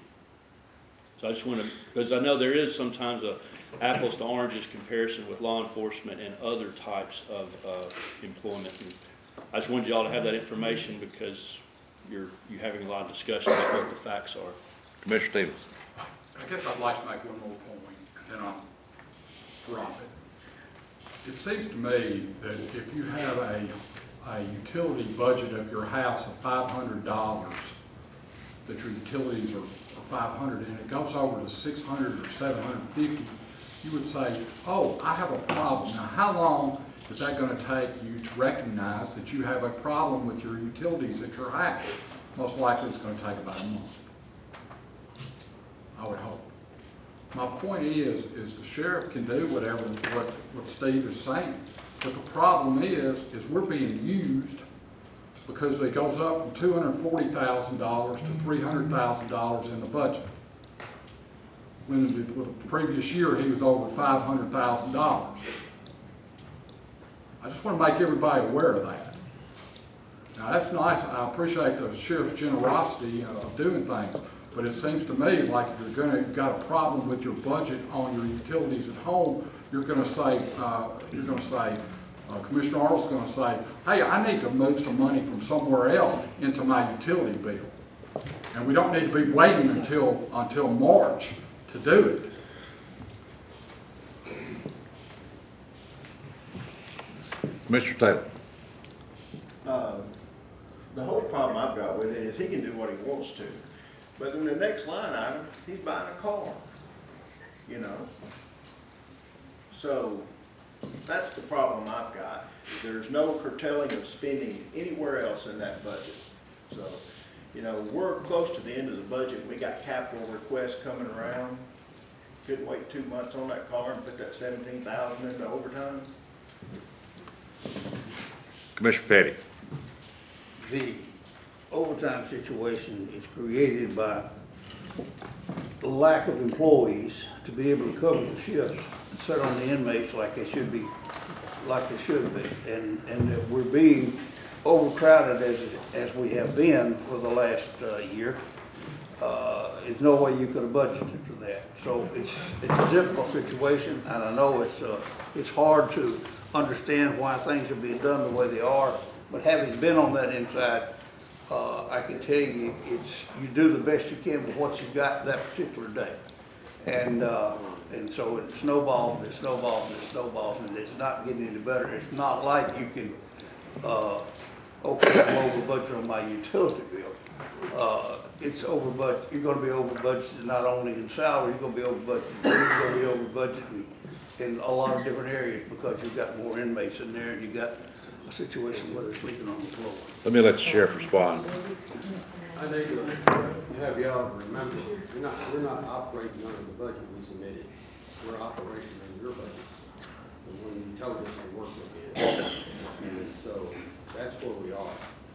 And we knew last year on our overtime, we knew all of that, but there's nothing we can do about that. We're doing the best we can. And I commend Captain Butter for everything he's doing because he's working hard. And, I mean, it's very stressful. It's very stressful not to have the employees that he needs to do that. And we're just, he is under lots of pressure at this time. And so, that's all I can say about it. Commissioner Martin. I'm sure, let me ask you, are you saying that if you had got your other $2.5 million that you wouldn't be having the problem, is what you basically saying? That's the reason we did a budget.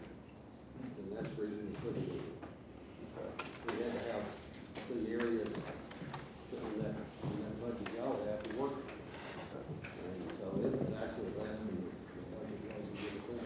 Okay, so what I'm getting is you basically saying you could have had the amount that you had asked for at first, that you most likely wouldn't be having the problem. Thank you. Make one point, Mr. Chairman. Sheriff, you did make a budget request that was turned down, but you did submit the budget you're working on.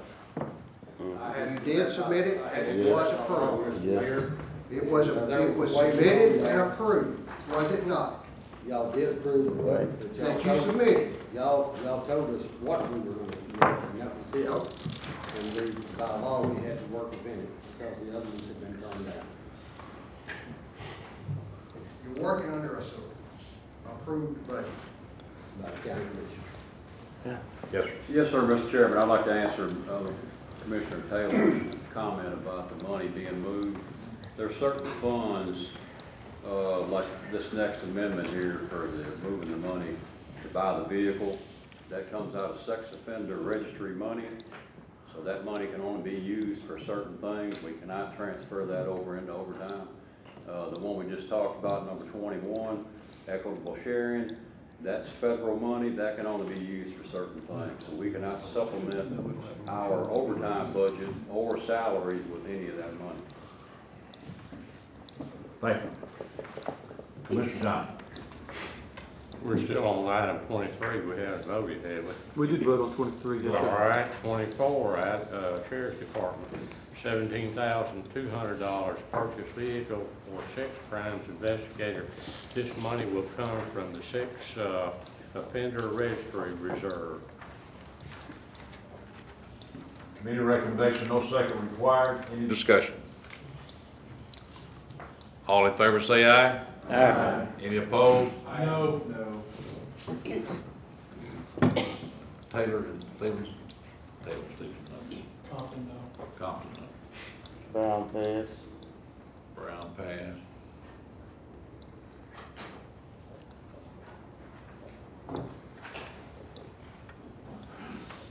Motion passed.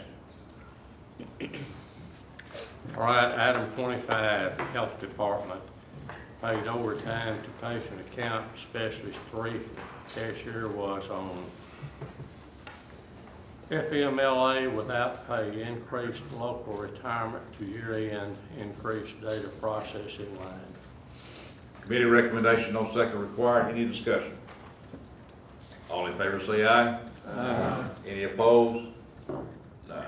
Item 26, Health Department, $5,444.75, aligning to contract revision. Committee recommendation, no second required. Any other discussion? All in favor say aye. Aye. Any opposed? None. Item 27, Health Department, $25,700, aligning to revised contract. Committee recommendation, no second required. Any discussion? All in favor say aye. Aye. Any opposed? None. 28, Sheriff's Department, these are new programs, $17,546.47. Recording amount from prior year grant MDEC to be by state to be used for current year. Committee recommendation, no second required. Any discussion? All in favor say aye. Aye. Any opposed? None. Item 29, Sheriff's Department, $10,260.37. Fees received for record and storage fees, juvenile detention, meals, and SRO fog game overtime. Committee recommendation, no second required. Any discussion? All in favor say aye. Aye. Any opposed? None. Item 30, this is from fund balance, Sheriff's Department, $22,510.50, payout for retirees and resignations. Committee recommendation, no second required. Any discussion? All in favor say aye. Aye. Any opposed? No. Roll call. Alexander. No. Arnold. No. Beckham. No. Brantley. I pass. Brown Claudel. Brown Scott. Yes. Clerk. Yes. Bryant. Bush. Compton. No. Deaton. Yes. Ellison. Yes. Gobble. No. Hill. No. Johnson Arthur. Yes. Johnson Barber. Yes. Martin. Yes. Mercer. Yes. Montague. Yes. Yes. Thank you. Pearson. Yes. Petty. Yes. Spain. Yes. Yes. Thank you. Spearman. Yes. Stevenson. No. Taylor. No. Wall. I changed mine to a yes. Katie changed her vote to a yes. Anybody else want to change their vote?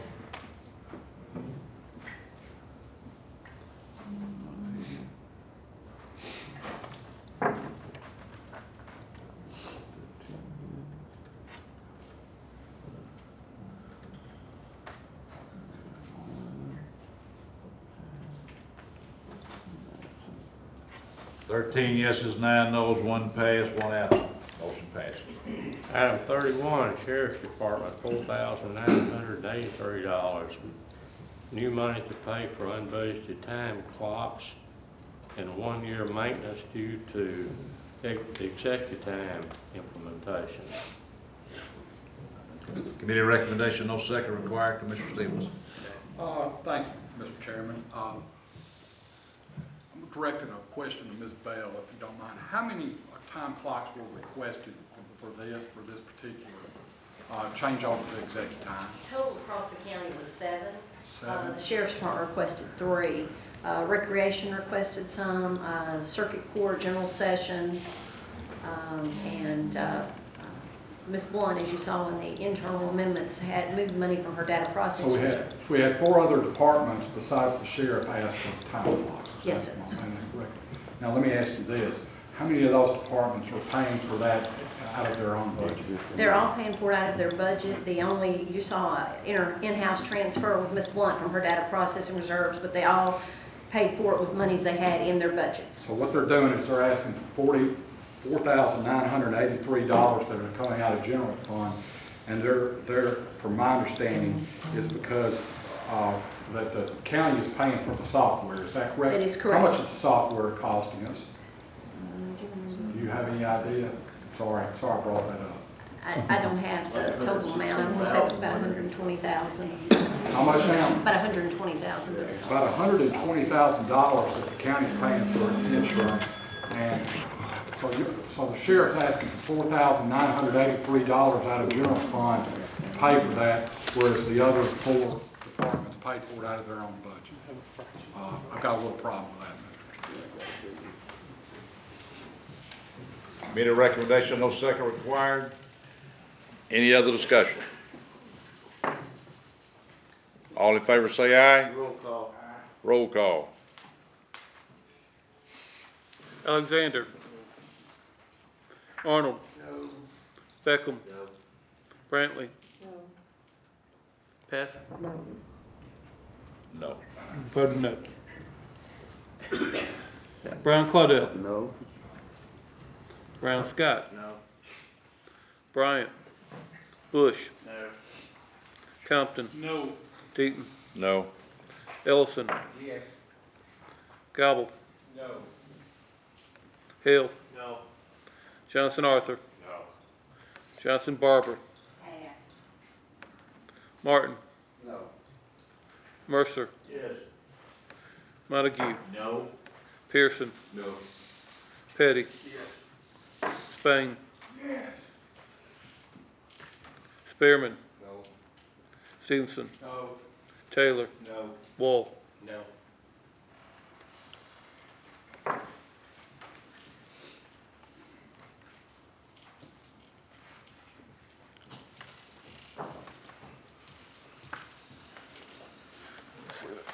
That's what I heard. I've got 4 yes. 4 yeses, 19 noes, 1 pass, 1 absent. Motion failed. Item 32, Industrial Park, $5,000 final payment on Airport Industrial Park project. Committee recommendation, no second required. Any discussion? All in favor say aye. Aye. Any opposed? None. Item 33, Emergency Management, $26,486.68. Moving funds to replace payout to employees to cover remainder needed for salary line items, $14,165.38 is the only amount being pulled from fund balance. Committee recommendation, no second required. Any discussion? All in favor say aye. Aye. Any opposed? None. Item 34, Highway Department, $160,775. Cost of engineering services have been more than anticipated due to new paving projects. Committee recommendation, no second required. Any discussion? All in favor say aye. Aye. Any opposed? None. Mr. Chairman, that completes all the ones that we dealt with. We have another that we need to suspend the rules so that we can handle this. And this is only $875,000 that we've got to pay. I have a motion to suspend the rules by Commissioner Mercer. Do I have a second? Second. Second by Commissioner Martin. All in favor say aye. Aye. Any opposed? None. All right, go ahead. This comes from fund balance, $875,000, and it's going to judgments of the $875,000. We had already paid $425,000, and this makes the $1,300,000 that federal courts awarded. Ms. Bell. I'd like to just pull up the fund balance at this point, just to make sure that everyone's aware of where we stand with this amendment being passed. As you can see, now, one was not approved, $4,983, but as of today, this will make your fund balance be $4,723,394.08. And I hate to be the voice of gloom and doom, but with the coronavirus, our sales tax, our business tax, our hotel motel tax are all going to be impacted. So just keeping that aware, because we just sent out budget worksheets for the FY21 budget on Friday, but we're going to be hit the last 4 months of this fiscal year with some shortfall. So I just want to make you aware of that. Now, your balance is before we vote. That is before. We've included the 875 to show what it will be. If you approve this, we'll be at 4.7 million as of today. Motion by Commissioner Johnson. You make a motion. Yes. Have a motion? Yeah, go ahead. Just one, quick. Who made the second? Mercer made the second. Why is this payment coming up at this particular month? I mean, can it be done later in the year? Not as I understand it. No, that was, what was it? You'll recall by the terms of the settlement agreement, the employees who were affected, they had to be sent certified mail. They had until February 20th to get all of the, to opt in. So we now have a class of employees who are affected who have opted in. And now we have 45 days from that February 20 day to make payments to them. So that would be approximately April 5th that those payments will be Before our next commission. Yes. Okay. Any other questions? Restate that motion. Commissioner Stevens. I don't know if this is the appropriate time, but I'm supposed to be doing a resolution to approve an at-mail license and service agreement. Let's vote. Let's vote. Okay, I apologize. He said. $875,000 from fund balance to judgment. Okay. Everybody know what you're voting on? Roll call. Alexander. Yes. Arnold. No. Beckham. Yes. Brantley. Okay. Brown Claudel. Yes. Yes. Brown Scott. Yes. Sir. Yes. Bryant. Bush. Yes. Compton. No. Deaton. Yes. Ellison. Yes. Gobble. No. Hale. Yes. Johnson Arthur. Yes. Johnson Barber. Martin. Yes. Mercer. Yes. Montague. Yes. Sir. Yes. Thank you. Pearson. Yes. Petty. Yes. Spain. Spearman. Yes. Stevenson. Yes. Taylor. Yes. Wall. Yes.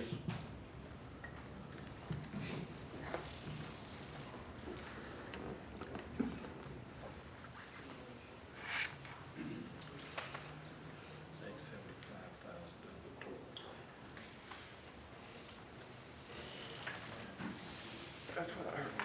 18 yeses, 3 noes, 2 pass, 2 absent. Commissioner Stevens. Yes, sir. Mr. Chairman, I apologize.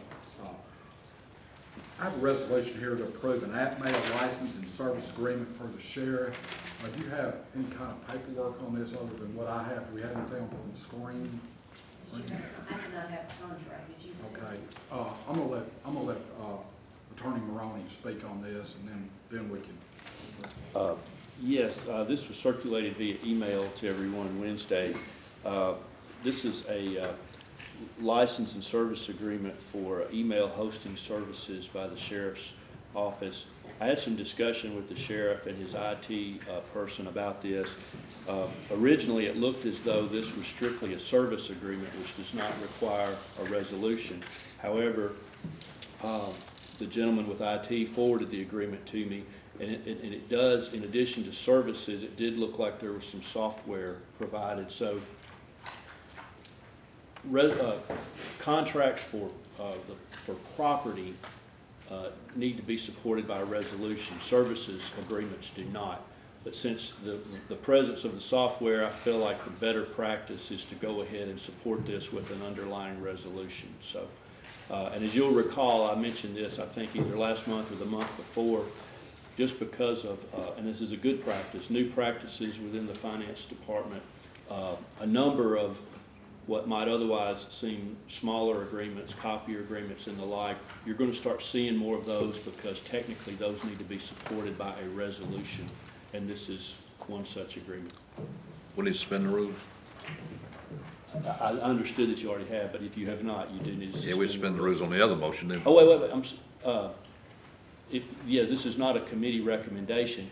It doesn't, so yes, you need to suspend the rules. This was not on your agenda, and it's not a committee recommendation. I'd like to make a motion to suspend. Have a motion to suspend the rules. Second. Have a second with Commissioner Brown. All in favor say aye. Aye. Any opposed? None. Couple of questions. I want to know. I have Mr. Boyd here from the IT department. Just so I understand this, we have a Madison County TN.gov for the entire county. Is that, am I saying that right? But this is not applied to the sheriff. Is that correct? That's correct. They have their own email. That's correct. Now, why do they do that? I can't answer that. I don't know. Okay. Do you have a particular reason why you have a separate email? That's the only email we've used in the beginning since we came in. Everything is actually, it's half price of what the county's paying. And we could go. Say that again, Sheriff, I'm sorry. We're paying half of what the county pays for their email. Okay, Actually, so on this, you're paying half. So on this, for this contract, we're gonna be paying $33,000? That's for a total of 33 months. We can pay it, we could go ahead and renew it each year we could have been doing. So we're paying $66,000 for 33 We're months? paying for that, what the contract is for 33 months total. And actually, they're upgrading our software, and that's what Mr. Maroney talked about. They're upgrading it at no cost whatsoever. We're actually paying like $1.25 per email. The county's paying like $3.50 per email. So we actually went and got 3 bids on top of it just to make sure that we were within the limits. And so we could go ahead and pay it for the 1 year like we've been doing. But by this, we're saving $6,000 over that 33 months. And so I felt like instead of spending an extra $6,000 over 3 years, we'd be better off to go and do the 3 years or 33 months. And then we're trying to get it on July 1 instead of in the middle of the year. Mr. Boyd, what are the advantages of, why don't we all just have separate email accounts? Why doesn't Fred have, he's an elected official, can he have a separate account? I mean, could Kathy Blunt have a separate account? I mean, what are the advantages for us to have one single account? I guess is what I'm trying to understand. From IT, we like to see it all in one place. That helps with continuity as well. If something was to happen, we've got one email system that can be supported as opposed to 2 or 3 or several. We've got, since I came over the county, we have Kathy Blunt's office, our department, even the school system, they have their separate domain, but it's still the same system. So everybody outside the sheriff's department does operate under the 0365 hosted exchange. It is true that Atmail is less expensive, but it's not a true apples to apples comparison. Office 365 does offer a few things that Atmail does not.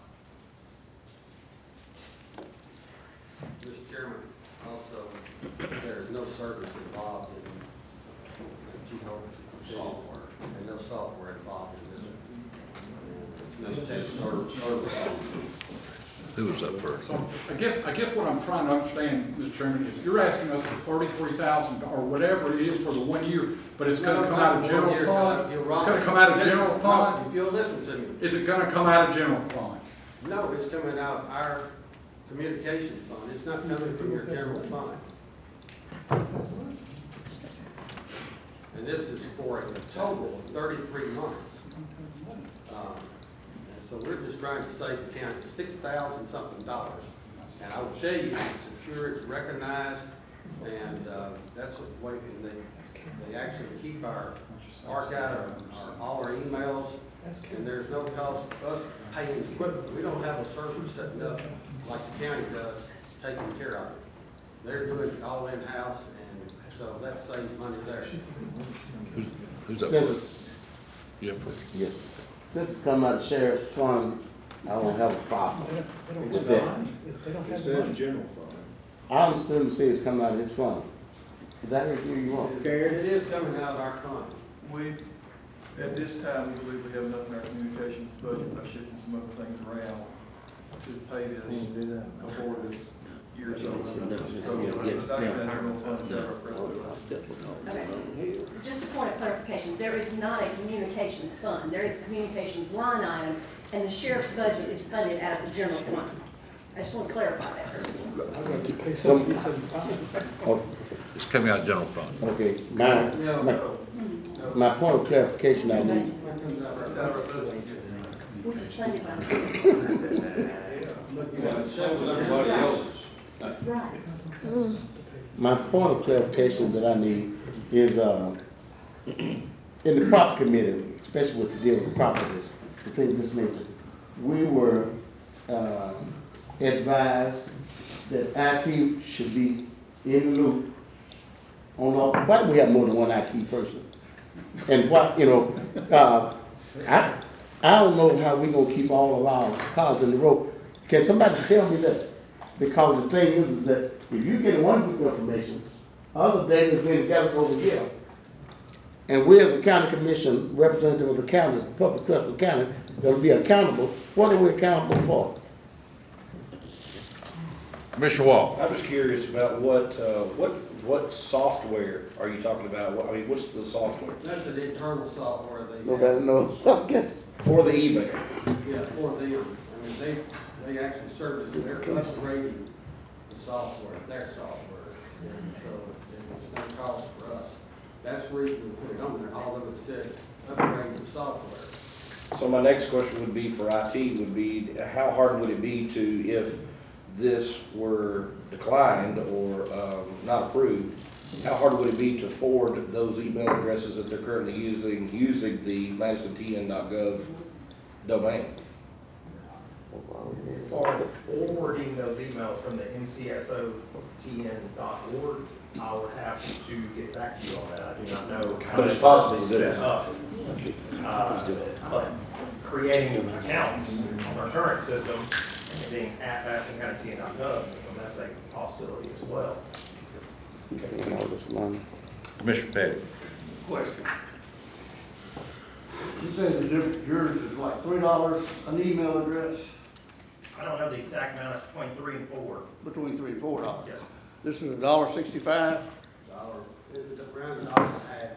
And if you don't do this, then you're gonna have to reprint business cards and everything for every employee? No. Get a domain. No, wait a minute, no, their email address. We can get the domain. They can get the domain at mcso-tn.org. It could be 40. It could be 40. Okay. Well, once you're starting to do all that, then you're gonna get into the security issues. So you need one You can IT magnify it, person. but there is, we're under some guidelines from the FBI. Too many cooks. The state of Tennessee and GPI, and some of the things on our email. And so we do have confidential emails that come through. So, Well, I still think that $1.65 is far more cheaper than $3 or $4. And so, I mean, I don't understand what we're. Let's clarify one. Karen, can you clarify this? There's no communication fund, there's a communication No, there's Line no item, communication. just the sheriff's department's line item. What the sheriff is saying is he has it within his budget. The sheriff's budget's funded from the general fund, just Right. as all the other county departments are, with the exception of a couple. Highway fund being one of them. But he's saying he has money in there. Now, I did ask them as they were presenting this, because they presented a 12 and a 33-month proposal, if there would be a budget amendment to transfer any monies, and I believe the answer was no. Correct, Gary, that everything is currently funded. So, no, he is saying that he has money within his budget. Move The to take reason it out this of is a his budget, leave it resolution is alone. because it extends beyond fiscal years for the approval. And as Mr. Maroney said, that's what we're trying to do, is to make sure things are kind of done right in the finance department as far as resolutions and contracts. So it's gonna be just $1,000 a month, basically, is what you're asking. So it's not all we're gonna be spent this fiscal year. And just to clarify, and because of the property, I'm not a tech guru, but I read the agreement and it references software, not merely software access, but actual software. I'm not a tech guru. I was provided the contract Wednesday, late in the afternoon. Your deadline to get these resolutions to you is end of the day Wednesday. Out of an abundance of caution, I forwarded the resolution to you. I defer to people who are smarter than me on software and computer data, that sort of thing. Commissioner A Thomas. half hour ago, we were talking about we're gonna run overtime over $500,000, but now we can find $30,000 or whatever in our budget to pay for this. I mean, it's just, if we can find money in a budget to pay for this, we need to find money in a budget to pay for what we're running every line item over. I mean, it's something, it just keeps just adding up, how we're moving one thing over to pay for something else. And if we're duplicating services all over the county, one way or the other, we are talking about this in every department. If this is one way that we can figure out how we can stop duplicating services to get something unified across the board, then let's do it. Commissioner Petty. Call for the vote, Mr. Chairman. Repeat the motion. Who wants to repeat the motion? License service agreement for the license and service agreement for the sheriff's department. I think it's a 33-month agreement, but Yes, I think the motion is requesting approval, authorization for the resolution to approve the agreement. Okay. And that's for 33 months and what, $33,000 the total cost? It's 33 months, I think, but as to the cost, I think it was less, is it? $1,000 a month. I don't remember, I think it was less than 33,000. I'm having to look on a 2-inch screen here. I think I have. That's like the actual cost according to what I've got here is $24,900. That's what I thought. For 33 months, for $24,000. Okay, thank you. that's every year. Roll call. Alexander. Arnold. Yes. Beckham. No. Brantley. I pass. Brian Claudel. Pass. Brown Scott. No. Bryant. Bush. No. Compton. No. Eaton. Yes. Ellison. Yes. Gobble. No. Hill. No. Johnson Arthur. Yes. Johnson Barber. Yes. Martin. Yes. Mercer. Yes. Montague. No. Pearson. Yes. Petty. Yes. Spain. Yes. Spearman. Pass. Stevenson. No. Taylor. No. Wall. No. Change mine to a yes. Bricadia, yes. Yes, sir. Mr. Chairman, why, once again, can I raise a question? We used to have a committee that addressed county departments and nonprofit groups that were duplicating services. We see, obviously, is there any way we can streamline this? Because when we duplicate, we're multiplying dollars. When we duplicate, we are also clouding lines of responsibility. Mr. Turner, can you tell me something, or somebody, can you tell me, something, because we do it with agencies, and we need to practice what we preach, which means we need to do it as a body. Let me get this vote on the floor. We had 11 yeses, 10 noes, 3 pass, 1 absent. Motion fails. Yes, sir, Commissioner. I'm going to try to find the statute that addresses what I think you're referring to. There are requirements for, with regard to services. It's within the financial management system of 1981, which you all have adopted. I'm going to try to find it while I talk, but just to summarize, there is a statement that departments that are performing certain financial services are to be those departments who have employees performing such services are to be consolidated within the finance department. However, that same statute provides exceptions for certain offices, one of which is the sheriff's office. So, to answer your question, yes, there is a general requirement for consolidation to avoid duplication of financial services, but the sheriff's office, while able to consolidate, in the case of the sheriff's office, that would be an election, not a requirement of his office. Thank you, sir. Yes, sir. Yes, sir. So in other words, there is a guideline of what you just stated, but at the end of the day, the sheriff can run his department as he see fit, as he chooses. Well, he certainly can. In other words, you run your household the way you want to run yours, I can run mine the way I choose to run mine. Subject to the constraints of law. No, yes. the sheriff can do what he. But all the money comes from the county. Okay, thank you.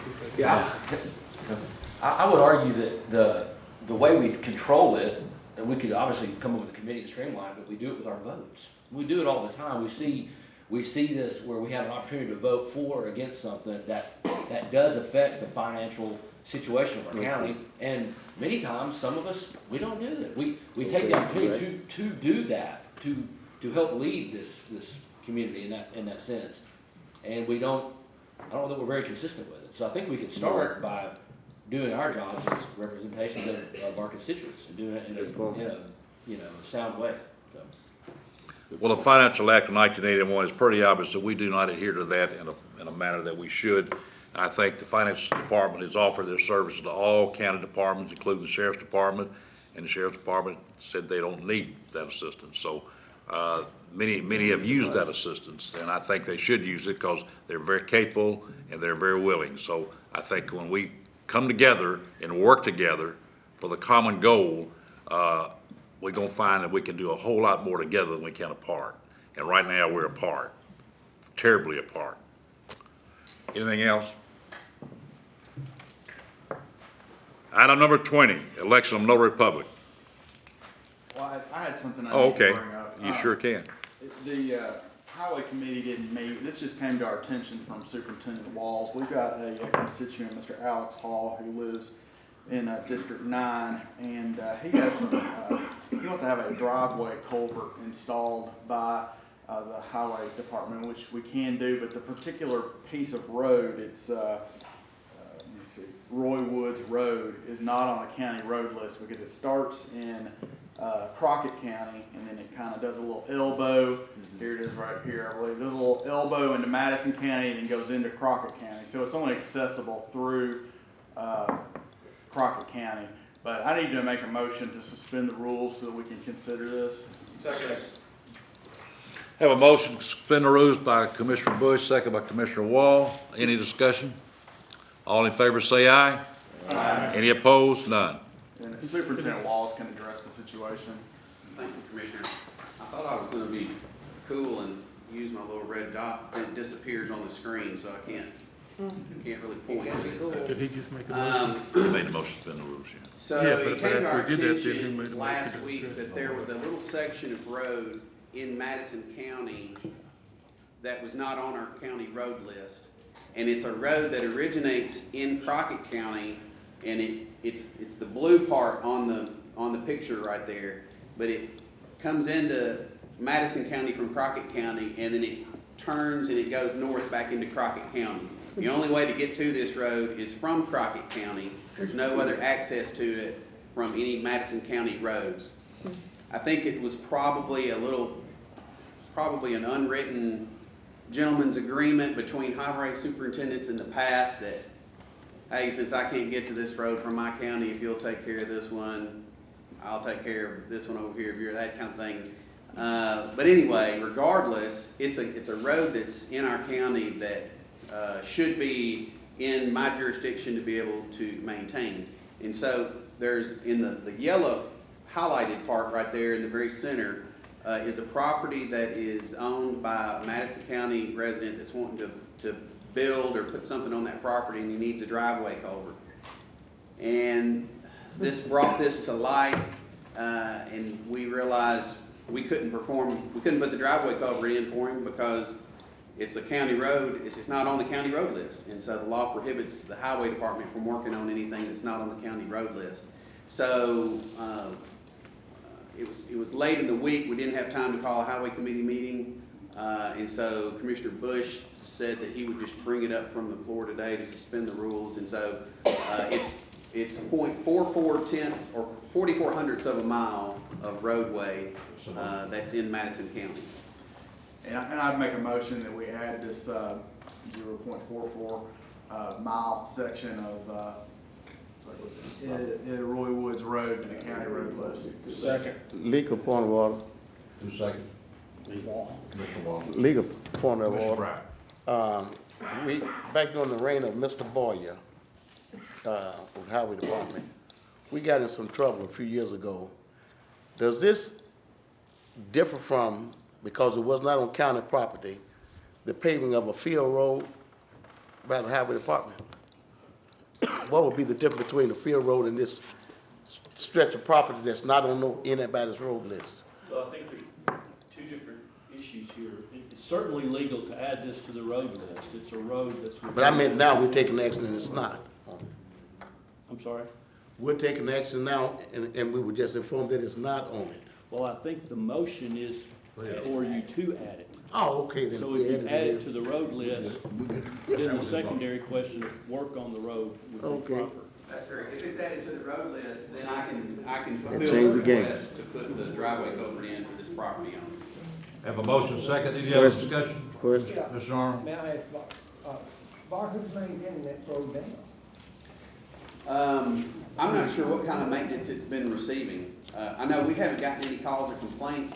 There is one, it's either a house or a farm property on the right there that has a driveway, and I don't know if they've just been taking care of it themselves. It's possible Crockett County has been mowing it or something, but it just hasn't come up. And personally, I knew that road was there, but I thought it was on our road list already, and then when we got to looking, it turns out that it was not. So But it is in Madison County. it is in Madison. The green line that, you can see it good down at the bottom, it kind of disappears some up at the top, but it just continues on that same trajectory up to the top right corner. Everything below that green line is Madison County. It's like a gravel road. No, it's a paved. It's a real road. It's It's just, asphalt. I've ridden on it. It's called Roy Woods Road in Crockett County, and I was just gonna propose that we call it the same thing just to keep it consistent. Ready to vote? Yes. All in favor say aye. Aye. Any opposed? None. We got everything, we covered everything. Ready for item number 20, election no republics? So moved. Have a motion? Second by Commissioner Arnold. Commissioner Brown. No, after you vote on, after you're gonna accept it, after you vote on that, I want to be. All, didn't you vote? Not yet on notaries. Oh, okay. All in favor say aye. Aye. Any opposed? None. Commissioner Brown. Mr. Chairman, I'd like to, we're gonna need to resign from the nonprofit committee, in that I'd suggest to you strongly that Commissioner Ellison could be placed there because we don't have any representation as part of the county, but I'm gonna need to resign from the nonprofit committee. You want to send that to Sarah?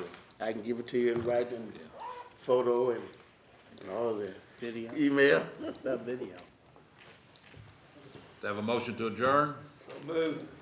Roll call. Who made the motion? Taylor? Alexander. Arnold. Beckham. Brantley.